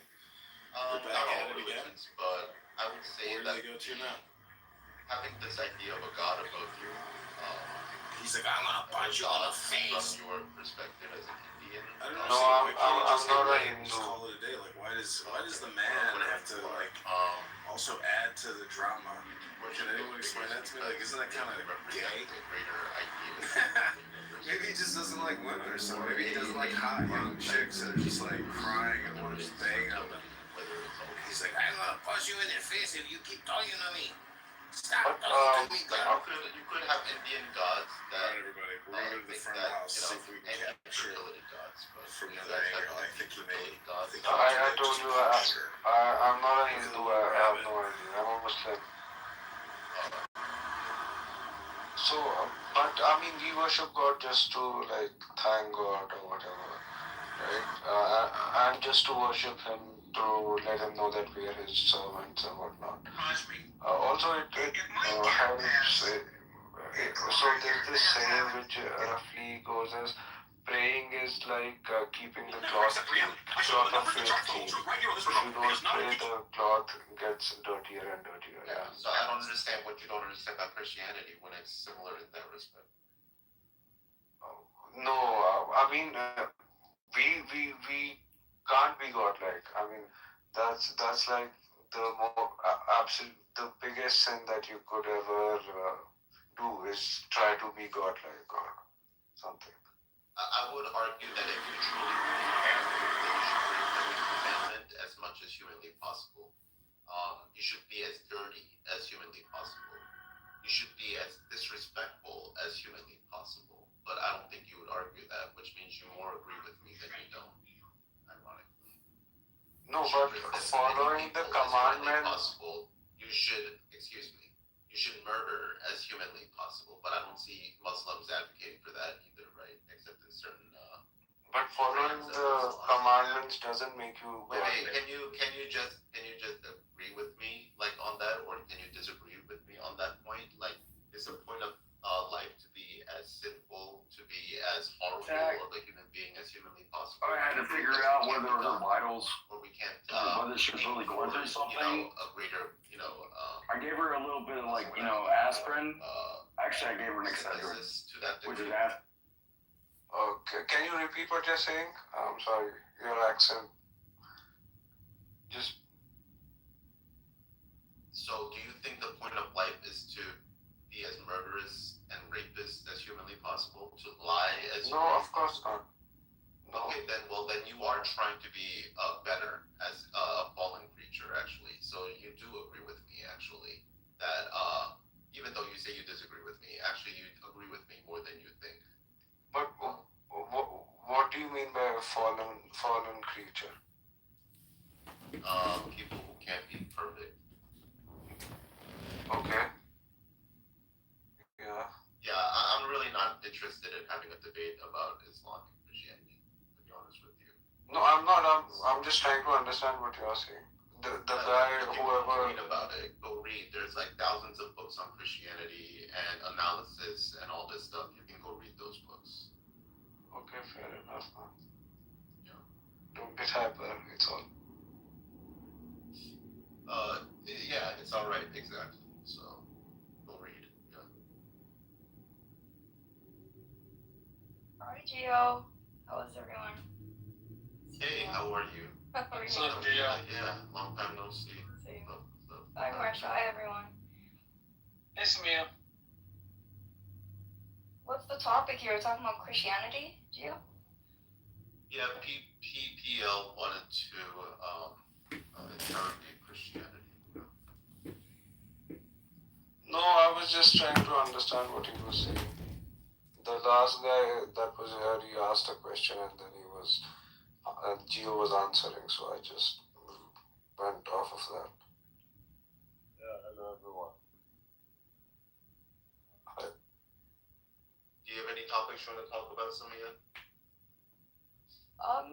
Yeah, I was in a room where we were having, it was like Moses, Jesus, Muhammad, and it was like an interfaith conversation, and like it's the style of talking I think offends people, like because in Islam we have like da'wah, and some people find it annoying because it's like a bit Jehovah's Witness, so it's like some Muslims will come across defensive because I don't know, like the religion's under attack, but it's like I think it's hard to talk to people when they're like that, right? Like, what do you guys think, like from outside? As you just witnessed with the FBI. I think like discussion between different faiths is kind of retarded. You pick a religion and then you practice it. And then you shall see the fruits of your religion over time, right? Yeah, it's tricky. I think with like Islamophobia or like like you get what I mean, where it turns into but like a Christian civilization should be Islamophobic, just like Islamic society should be Christianophobic, right? Oh, they are. Like that's exactly. That's normal, right? Like the people who think that we can all live in harmony. Look at the history of the Middle East, right? The Muslims conquer, right? All the Christian regions, right? Christian Syria, Christian Egypt, on and on and on. Like Balkan areas. Did they debate? Did they convert? Those aren't super difficult to find quality. The reason or what is happening, the phenomena to study, I think, is misinformation. The internet and social media. It was brewing during the Obama times, right? All of this misinformation was building up, and it was right by the time Trump came. But there could have been other crazy motherfuckers, like just as crazy as Trump, who have been also come into place. So again, it's not. I don't think there's nothing really special about So I do think there's something special about him. I think in 2016, that should have been smaller than just Trump Bush. Trump. The prisons are here! The old guard has broken! The advantage Trump had was that and he had 20% name recognition. And so it's very interesting. Which direction you're in? One of the moments in my life was so interesting was in case it just is critiquing on something. And Trump just pulls out his cold bubbles out of his pocket. It was the craziest thing I've ever seen in his life. Crumble up piece of paper. This is, you know what? Okay, I got you. this is why I'm like in the middle of the stage. Okay. And Kasich is down there at like 2%. I'm at like 20.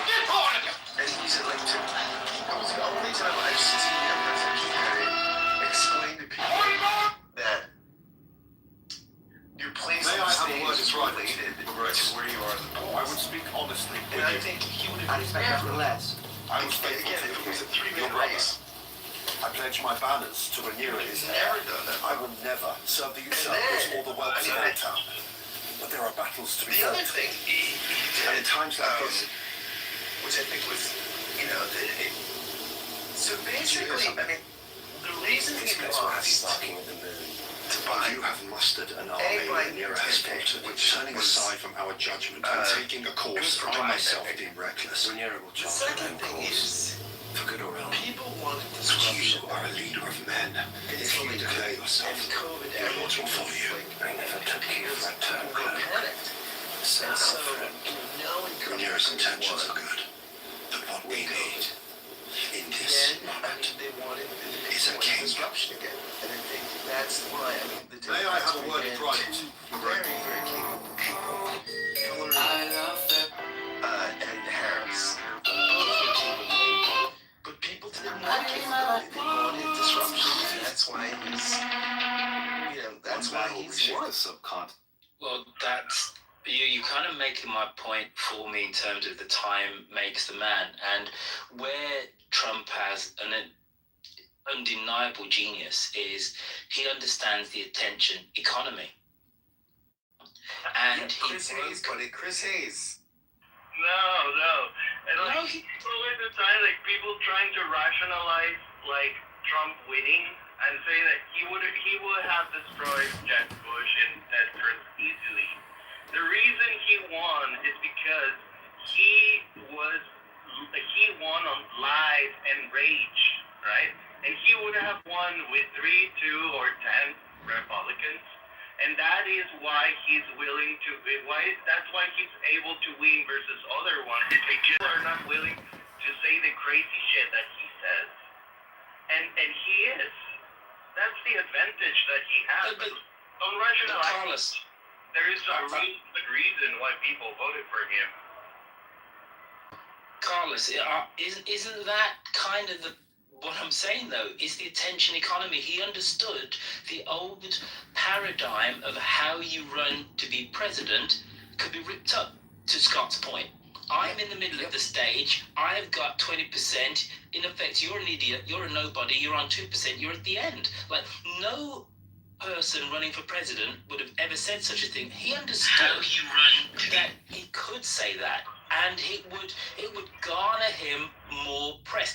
And also to Scott's point, I'm a traditional reader of that primary, and I think Scott's right. There were 10 potential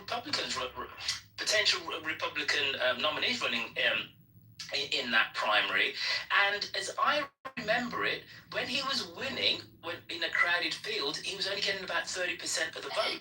He came into that primary with 20%.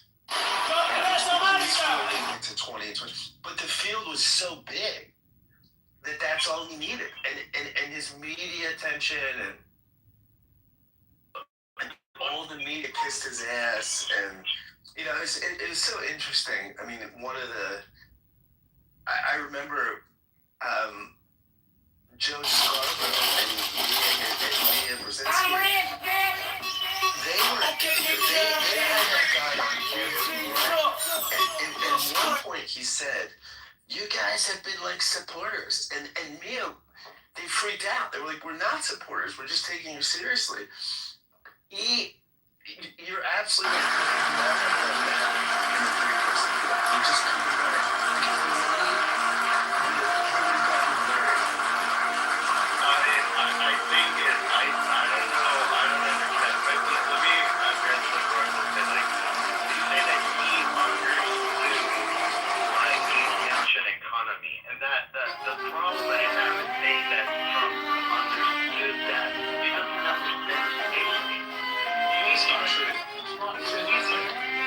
He just does stuff out of like what he thinks, but not like understanding. It's just like what he like the first shit that comes to his Collicular or whatever his name is, right? clavicular The guy. problem is He slams his jawbone with a hammer to try to give himself a nice jaw. Comedy movies in Mexico about this comedian who always ends up like in very high positions pretending that he is very capable and everybody thinks like he's very capable, but he doesn't know anything. But every time he does something, everybody praises him. Like, collicular or and it's whatever a comedy.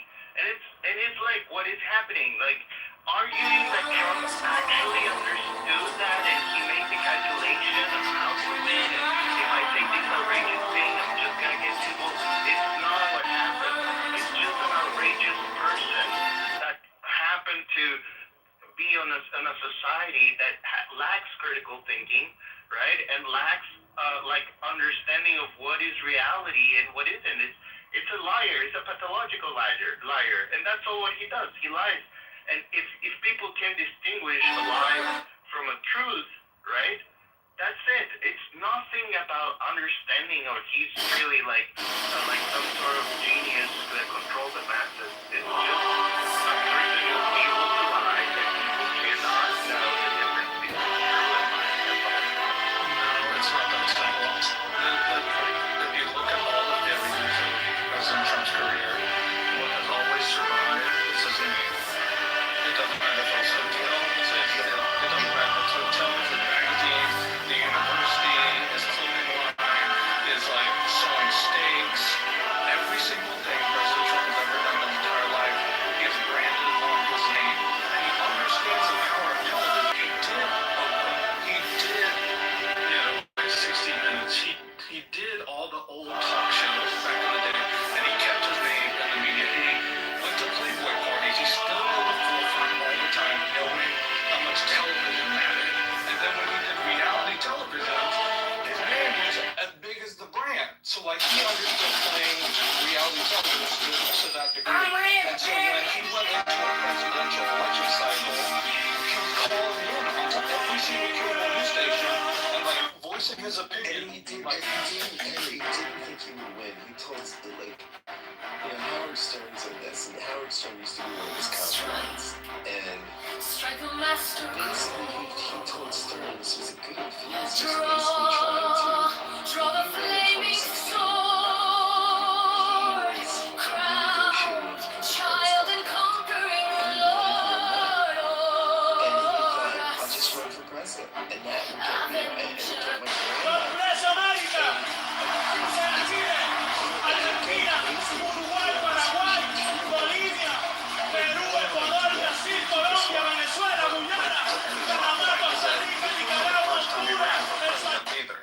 He ran as a Reform Party candidate and lost. But the bottom point is that his weaponizing TV, which is like because I've worked in campaigns and I've worked on the Republican side as a political consultant and I've been at the presidential election levels, he understood that.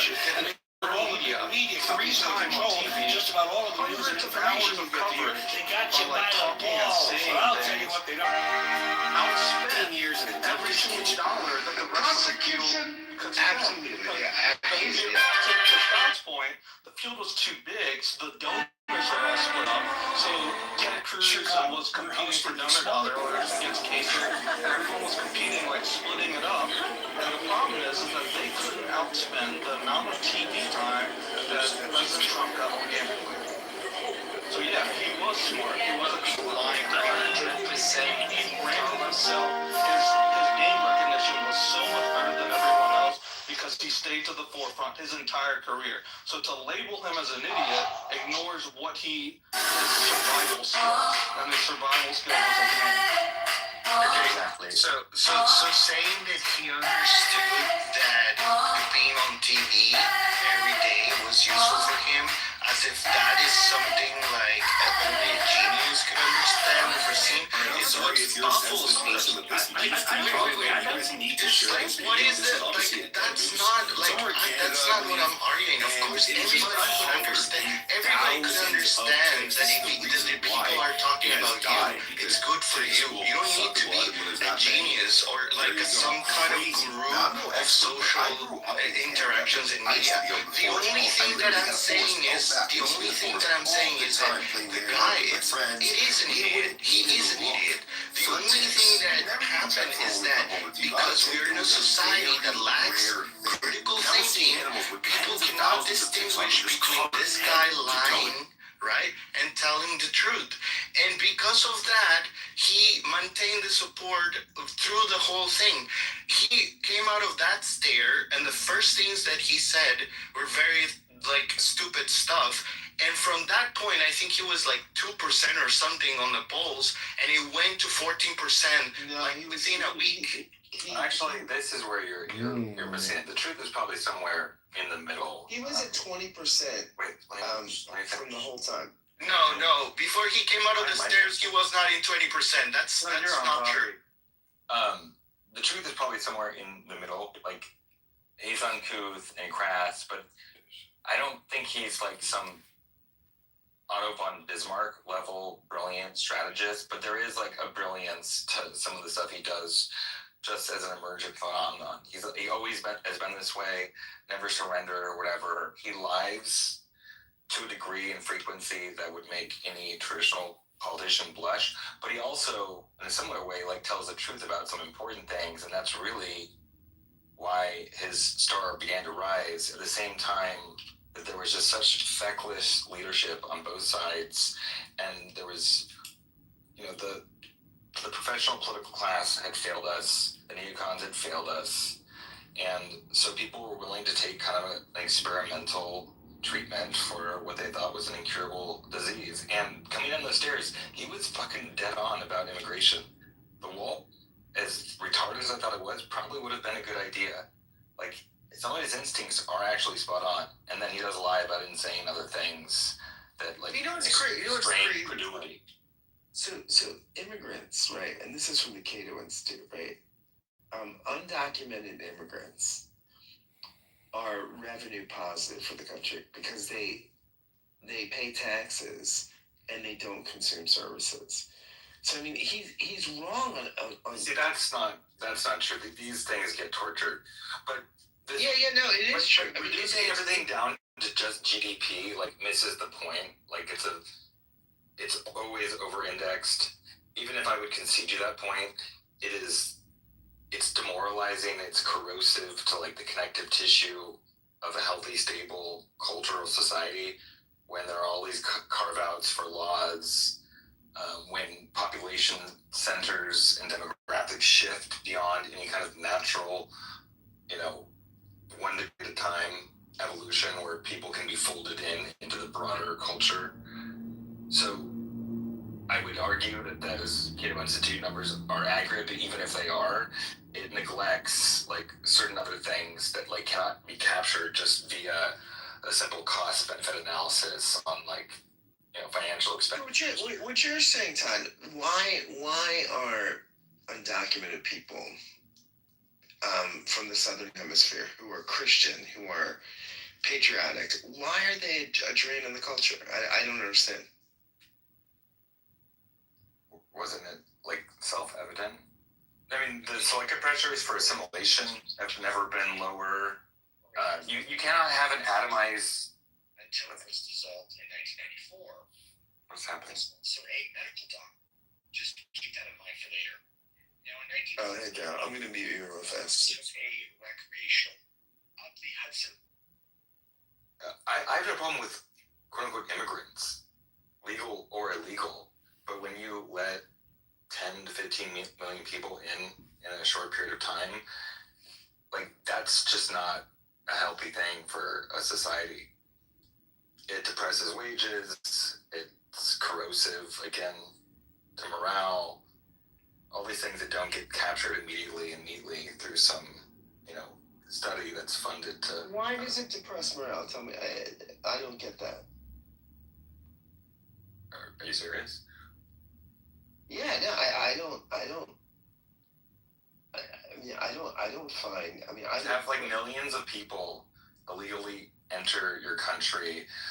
This isn't Ellis Island. Like, you cannot have the same level of mass migration when you have welfare, where immediately you can sign up for services. There were people getting flown all over the country. There were people being put up in nice hotels. Again, I don't necessarily even care, like, woe is me.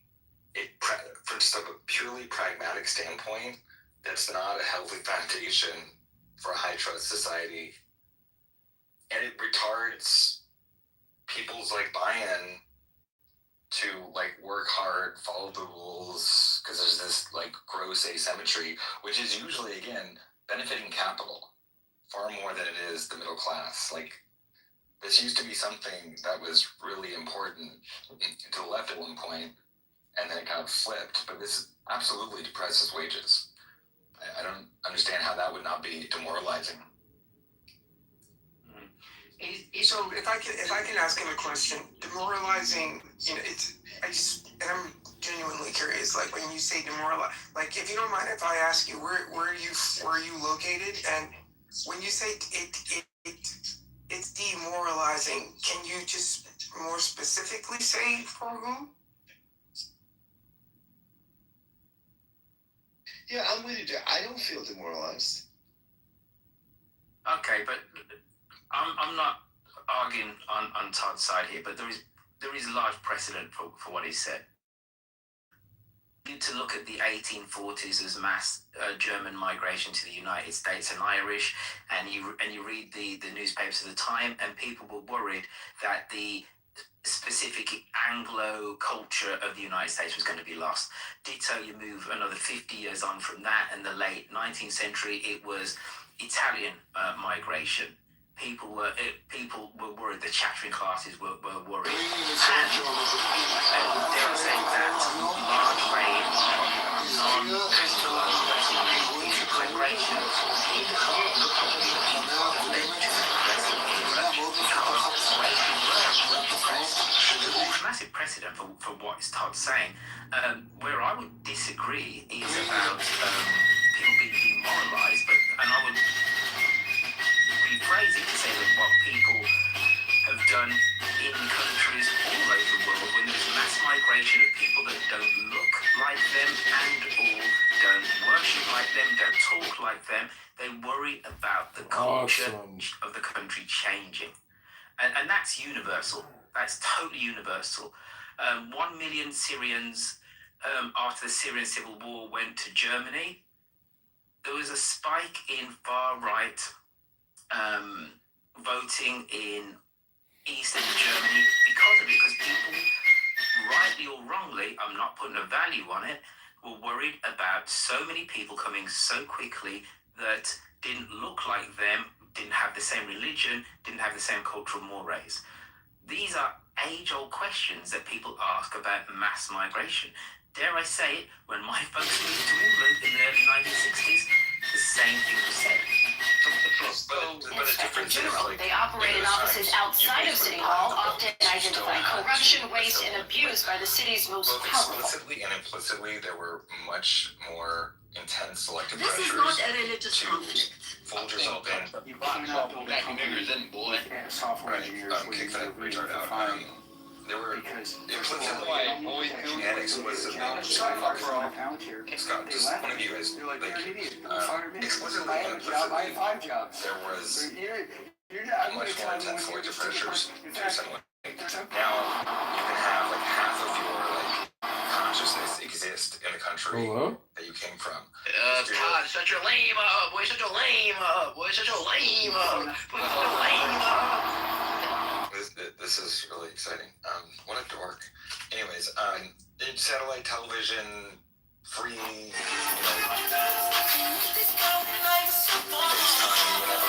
we would have to pay every minute. Have you tried using Elderly members that use like fashion once a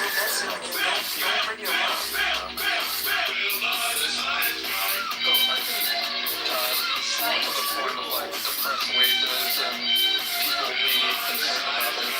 You see this reality play out in the southern part of the United States or the Midwest, where you have farmers and you have skilled labor that can't compete with the prices that are being presented by corporations and by contractors that are subcontracting to migrant labor. And you have this problem to where in the United States, like the age of skilled labor is getting older and older and older, and people aren't taking up the jobs because why would you go into a field when you're constantly being undercut by migrant laborers who's here, who's doing jobs poorly, or sometimes doing it great, but often poorly, and they're charging less, so people are just going to choose to pay less. And you have the same thing with corporate farms, that they're not beholden by the federal government, they're not punished by the state government for hiring migrant labor because it's subcontracted by 7 levels. So like for a small farmer, eventually they lose their farm, and the quiet despair that happens in this country when people sell like their properties that they've done, or they sell the businesses that they've had for generations, it's happening over and over, and it's quietly happening in places that maybe you guys aren't from, but I've seen it happen to generations of people. Like, I'm an immigrant. Like, my family came over in 75, so like I'm not beholden to this, but like my family chose to assimilate, but I've seen what has happened. Henry, where in the country are you? I'm now in Philly, but I'm from Louisiana, and I spent the majority of my life in the South or the Midwest. Where does your family come from? But hold on, I asked Todd earlier. Todd, where in the country are you? Why does it matter? Well, because it impacts what your thought process is. He's at a border. Yeah, I'm on a border. For again, the demoralization thing is like very specific. Depresses wages. Also, I mean, people didn't vote for this. Like, for the same reason, it was depressing to see the retarded pull out of Afghanistan in the way we did, even though I wanted us completely out of that region. No one voted to go to, like, war with Iran. No one voted for mass migration. It becomes demoralizing when you realize you're, like, functionally, like, a slave, and the political class not only does not listen, and there's way too much leverage to capital, post-Citizens United, and there was already too much leverage in that direction anyways. Hi, moderators. This is Alistair. Could you put me in the queue? Thank you. Yeah, I want to be in the queue too. So the reason I ask is because the idea of the demoralization thing is something that, you know, it's a very specific word when you hear it, right? So I was, you know, talking. Yeah, it's a word. Like, words are specific. Like, what is it? So if you let me finish, I'll get to it, right? So I live in New York City, born and raised in New York City, and immigrants, at least here, because someone earlier mentioned Ellis Island, right? So immigrants here have always been, you know, despite what I actually disagree with what Royfield said, because immigrants here have always been excuse me, moderators. When I say I'd like to be put in the queue, I'd also like to be acknowledged that I exist by confirming that I'm being put in the queue. Hello? Jesus Christ. Oh yeah, kick this fag out too. I'm a huge Kitover fan. So what I was saying is that that's why when you say demoralizing, it is a very specific word. And when you say, like, the country is being demoralized, words have meanings, right? So it's like, maybe where you are in the country. I said it. Oh, I'm sorry, Todd. Did you just say kick this F word? Did I hear you correctly, Todd? No, you didn't hear anything. I said it's demoralizing. Did I say it's like... They kicked me! They kicked me! They kicked me. Oh my god.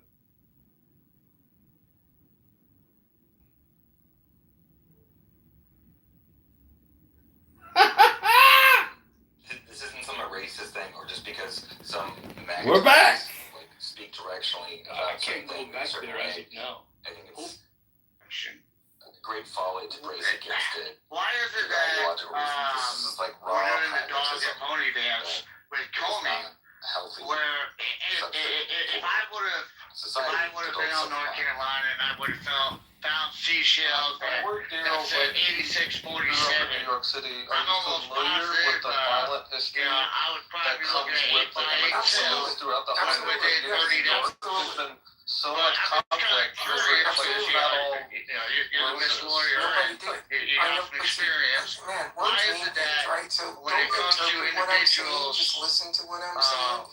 Because what I said is immigrants have been backgrounds like very his, productive. why does it take so long that we gotta go through this dog and pony show? But on an And if you average look at, citizen, so when you, there's a hook, line, and sinker pretty America, quick. right? Like this perspective that we're one country. hear your I didn't even say one word. We're 50 Well, I mean, kind of there's a little lot micro of countries with legal muscle has also that is coming No, out I'm of private. and you yeah, have like there are pressure I think coming the last I with respect to looked, emotions and there are over trying 100 to languages spoken in New York discount City, right? the, But what happens is the we all get charges on the subway and for the you know most the part. average We crowd citizen into the may not subways. We crowd may into have buses. legal aid We to help crowd them into buildings. or you know a public defender. I mean this no one is is coming at actually, it with at a least, lot of at legal least muscle. in my experience, and I just like I said, again you have to look born at all and the raised here particulars. with the I exception think of the living point of the in indictment Tokyo is for a year. a pretty loud statement Where the that reality where, you know, the topic of defense nation that by ever double. since The second closest, the you know, we're close to 9 assassination million. attempt is just second with political closest is violence and the tolerance for Los it, Angeles, and that we have 4 laws in million. place about Then threatening you jump down to Chicago, our it's 2 president million. and about and we threatening don't, public officials at and least for the most part, you know, what we've we learned to should do clamp down is we on have those laws. And it's not How does that that do? this is where, nothing to do with you know, that. like, in clubhouse rooms where we have people that will threaten But public Daryl, officials I don't and see- say Without things that immigration, are there's in no violation of federal United law. States this month. So why is the process so long with officials versus your average citizen? Obviously, in That's what large I want to know. part, immigration I understand. has led to the United Generally, a lot of States, people and in have large those part, questions. communities have You know, gone on. why do they need so much muscle when the average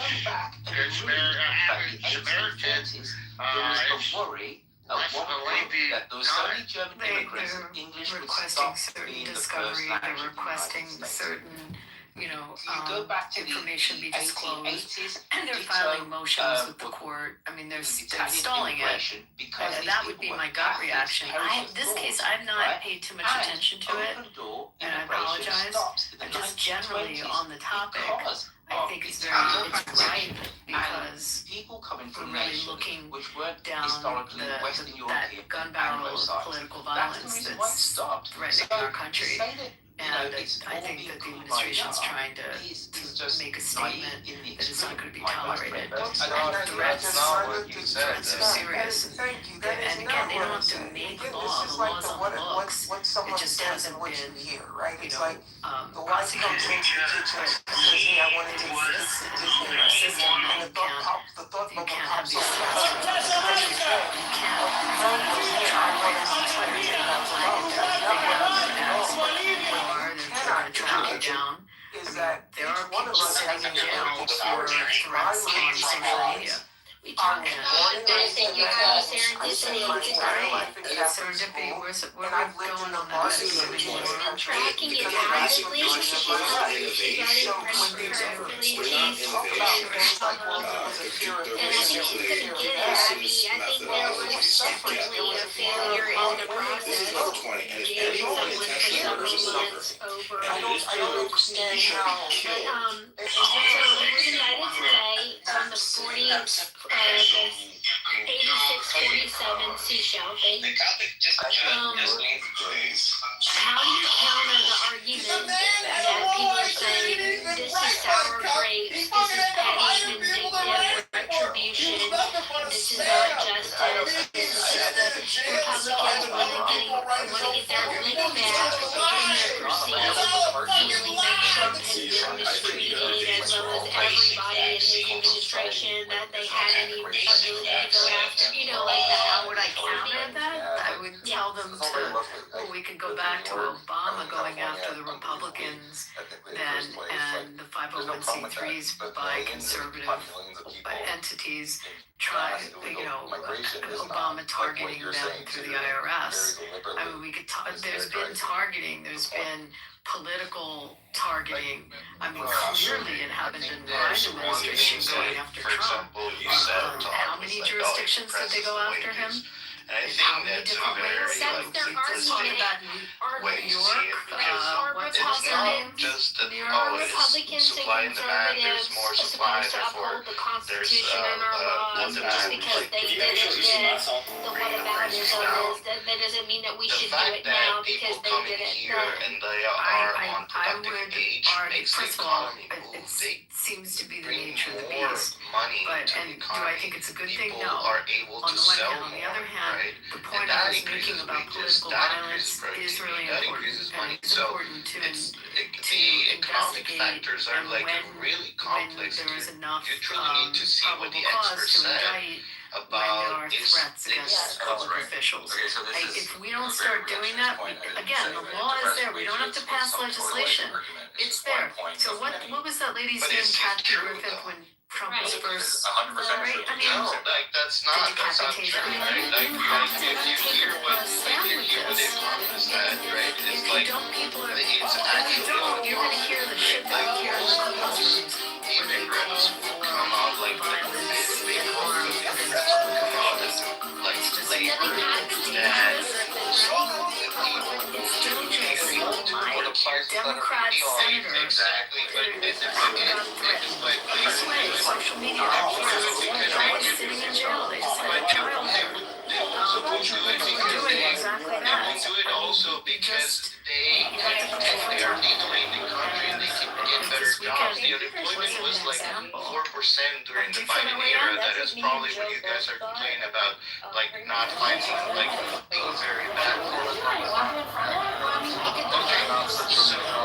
so this comes to my second point about saying why Trump lost, which is like really the world would stop what is here, right? They just are able to follow whatever social media or whatever knows in the Doesn't mean internet that they we think have to of, be but shitty they too. will not And then the perception happen. is Probably Henry thinks like that actually 86 Donald Trump doesn't won mean the dead. 2020 election Not or to something. many people. Right? 86 But means like just to if you remove, to get rid of. So Okay, what do was you who won Comey's the 2020 culpability election? in this seashell joke? And I really do think it was a seashell joke. He was walking on the beach, he saw Okay, some well, shells, he's like, ha ha ha, certainly wouldn't this be is, right? funny? Because Certainly, Gretchen Whitmer I believe there's a lot of people had in the first don't believe administration that in 86, 45. I think it was in the right before the 2020 election. They had that code 11 4 45 86 or something like that, and nobody knew what the letters meant and the numbers meant, and then we understood. Oh, they're campaigning to remove Trump. But Monica, wouldn't it all be an evidentiary question? It's just going to be an evidentiary question. We're going to see what did he communicate, who did he communicate it to, how did he communicate, what ancillary comments were made along with that posting. That within a vacuum may seem one way to you, but within the whole picture, it may have a completely different intent, and that the point of the prosecutor on this is to try to show the mens rea, to bring out what the criminal intent was. If in fact there was criminal intent, who knows? But that's going to be a question of evidence. Yeah, I can't argue with that at all. I do think it's super funny that the White House posted a picture of the King of England and Trump with the tagline "Two Kings." And like, so Comey's joke was seashells calling for the threat of removal of Donald Trump. That's the last type of humor. And then our type of humor is to troll the left with pretending Trump's a king. And so, like, our sense is we're very different. Monica, the ultimate troll is we had revolutionary guards. People dressed up like revolutionary guards with the King of England there. I mean, to me, that was the ultimate troll. He's one of a kind. So Like, you can say a lot about Trump, but what you cannot say is there's two of them. You can't. But why would I make that up? Who would make something like that up? I believe that people may respond to that way. I've been listening long enough to have input now. So very compelling, given the relative. I'm just going to make an observation, like, I understand what Comer's saying about the joke, like, 86-47, being in, during, that's a shrinkflation, inflation, people spending more for someone goods can, more or less take that and get the misconception of a projection efficiencies in the economy of something bad. disproportionately And gone that's capital where over the I last would be worried about with Comey, and I hope so the yeah, sure, I prosecutors don't want would to really focus on it. You know, an illegal immigrant there's a lot of people that will do harmful things for motivation or getting enticed by someone. And with Comey's position that he held, by having that, like, the reality is, if you would have seen something like that, being the fact that as former FBI director, you would be like, huh, 86.7. So like again, if we look at the numbers, like 4% unemployment with Hillary, disputes, right? He doesn't dispute the 20 election, but he disputes the 4% unemployment during the Biden era, which is my point. Like, you just don't want to follow what is actually facts, right? But you're using unemployment numbers and you're saying you can stop what that's how I see it. I hope it's really Fine, we argue that that's not like, we should argue that that's not like a very good measure of the economy. But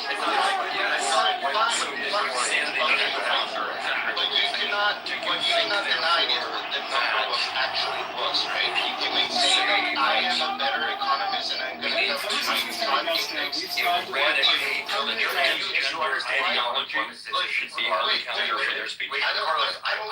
That's not my point, and I don't want to talk about it. Like, if you're an economist, if you're an economist, and you have a better way to measure the economy, write a paper, We have publish to it, be and very, very then careful. people We can have read to it. That was like some But that's not true. Like, economists publish, the numbers that we get, the official numbers that we get are those. The reason you want to figure out how to calculate unemployment numbers so you can figure out if the stats are so you said accurate. that So if you have a when large he number of said such and Americans such, who drop then out it's of the reasonable workforce, that a crazy they're not person going to be who is not measured in acting stats reasonably used to measure the could economy. take the thing that he Which said means you have a whole group and of people use who that aren't thing that he working, said as a they're public figure unaccounted to for, justify who giving up on finding jobs, some kind of violent action or some kind of destructive action. That's what you said. That was the you have point to that you made, measure right? apples with I'm apples. going to answer Okay, it you cannot have a measurement of the economy. You cannot have a measure of the economy, right, being done on 2021 during the Biden, 2020, the Biden administration, and then change it in 2024, right? It has to be the same kind of apples to apples measurement. If you don't agree the way it's done, right, you can come up with a thing that is inside the paper. What you were saying. This exact stuff. You beat me to it, Miss Hatton. Thank you. Abby, you're not supposed to defend people's Exactly my point. I know exactly what he was saying. It's just This has been done. So that means you have to go back and later. You cannot just rest simply far do the. I didn't hear what you said because Just you give him were the word talking at the same foreseeable. time. I think that's what he meant. That stat does not capture as neatly as you think. I was genuinely Serendipity made that point too, like the gravity of Comey's job in office, his public profile, his knowledge of the insanity that is the left, well, some parts of the left. What was his culpability and responsibility? That he was Trumpers and What Trump syndrome statistic do you They're not smart enough to even engage in this. Oh, really, dude? Right. Are we talking Okay. legally or are we talking morally? Like that's like the fact that you say that in the conversation shows that you I know, but do you think morally or legally? How do you think? Do you think coming to the point that It is protected. No, I know, but you don't walk around thinking legally. You think morally. that shows like historically when we measure unemployment, that shows that we have very low unemployment. No, I get it. Which means the economy, when it comes to salaries, by the way, another metric that we can use is salaries where gains increase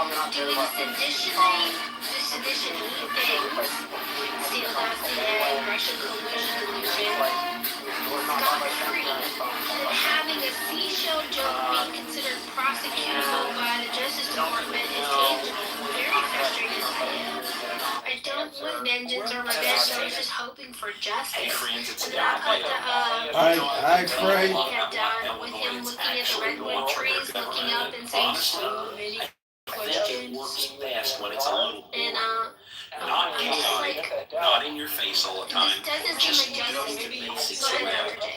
It's comparing capacity versus symptoms. helping you keep Like the only measure and staying out of your way. I mean, the only measure that the federal government your jobs has and your is communities for security. if we're trying to like encapsulate and like trying to capture people that are missing, it is looking at people who don't file taxes, and like this is an inaccurate measure because like there's plenty of people that are working off books, or they move to another country and they're like not reporting, etc., etc. Something like that. So like it's imperfect, but the only way you can look is like who files taxes versus who's like an actual showing up in the census, and like looking for those people and where they're missing and where they're located, and that's like how you find them and how you calculate them. And hey, you know what? You could also like. I mean, here, right? So retribution isn't an illegal mindset. I think. But, what you do and I think maybe the indictment seems like a lot. But at the same time, right? You get the, I could understand it's an 6 easy months, target and if if a you're federal unemployed agent, longer, you get the 1 year. if a former And head maybe of a what you federal could do is just keep agency incenting. put You know, something human like beings that are up incentive and also driven, takes right? it down, that's a bit of a red flag. Hey, if you're You know, I can't no speak longer to like the legality, but and you pop into I mean, this the Abby can same talk to that, website but that I you just think use to register that to was it claim your seemed like unemployment every week. to me I Pop was in and we'll thinking, give you $100. oh, in my mind, if I was Right? the head Just of tell an us where agency, you- yeah, I would take that down because I like had to a some people, reaction fuck, the $100 to my own isn't worth it. reflexive thinking whatever and the be case like, is, but hey, I'm that's saying, not right. The But way if your to boss always were to, get if humans your to do boss, something if your is employer to put something up on incentivize social media, That's just and then took it down, how would that leave you feeling? I think it would leave people feeling uncomfortable, like you should know better, right? And maybe, and so I don't know the whole story, but that's my reflection. Exactly. Not the middle class, but the argument that the immigrants were essentially taking the jobs, right? Because historically, right, if I say comparing apples to apples, even if it's not an accurate number that you suggest, will be a correlation to what the actual I agree with you, employment Doctor. is, right? So why if we would are we, doing take it better down now, when he starts or at getting least in flat? the debating era, we're having like a I'll never do low what he had to do. historic When he put it up, unemployment, you know, That's what I the want to temperature was kind of elevated It's not an irrelevant with metric, Trump. but again, it's just and not capturing like what I you said, think. that's just my It dumb doesn't opinion. Even the when health or when a celebrity puts something up, the level of the because you Dow know that they've got to be a somehow little more captures the guarded health about of the what they put class, on the social stability media, of or any public figure, not in a legal unemployment matters, framework, but just in a who's no longer showing popular up, who's sense, underutilized, culture who's sense. participating, What we who's consider a actually better off, quote-unquote real public income figure. versus cost, When they do wages something versus like rent that, increases, people the are cost to watching, borrow, and so inflation, you know, like there you are have people to who include all these really things if curate you want to like what they put discern up what it is you're carefully. saying this 4% And when a metric. public official does something, it doesn't give you Passing measure because I had no idea that it was an actual argument that represents the reality. about the It's just not indictment today. useful. So It's not even a half Hello, truth. Mr. It's like a Doctor. quarter truth at best. I got a question for Miss Patty. I was just talking about the argument that it Yes, will sir. depress Thank you, Jordan. the salaries, Miss right? But Abby, if you got you a moment? want to talk of the broader economy, sure, bring all those things, right? Bring If she doesn't, what is I'd like to consumer get sentiment? more What was the regular how much people were spending historically with respect to other years? What was Well, the what I'm GDP? gonna ask is, By most on the way metrics out, except inflation, the economy was doing Attach great. previous PTR. Right? well, what I was gonna ask was, It's if, trending in a bad on direction, Biden's both way under out the this door, administration and when he was Biden, partying, like, wasn't people Comey out there, partying but as I well? think you're making this like far too simplistically. Like Okay, housing okay, I costs basically misunderstood that. doubled I know there's a lot of and the people cost getting of borrowing party, money you know, doubled more or less. convicts, a whole I don't bunch know of if I'm bells and talking about whistles. even if I wages thought Comey increase, was purchasing partying power as well. decreases, savings Did anybody dwindle, agree with me on that? medical But I care think costs why I don't think Biden Comey was pardoned for sure, not by Donald Trump. It was stave off the recession An innocent man. or that's inflate prices. what I And he chose that, to inflate you know, prices. He put $1 trillion Should into you, the don't you economy. have to commit a crime, And I be think it accused of a probably was the crime, right move. to be He pardoned? staved Now, off the I recession. was just curious about that. I mean, Daryl, I mean, what would you have advised him to do if you're an economist? Well, it's weird, right? Federally, didn't he?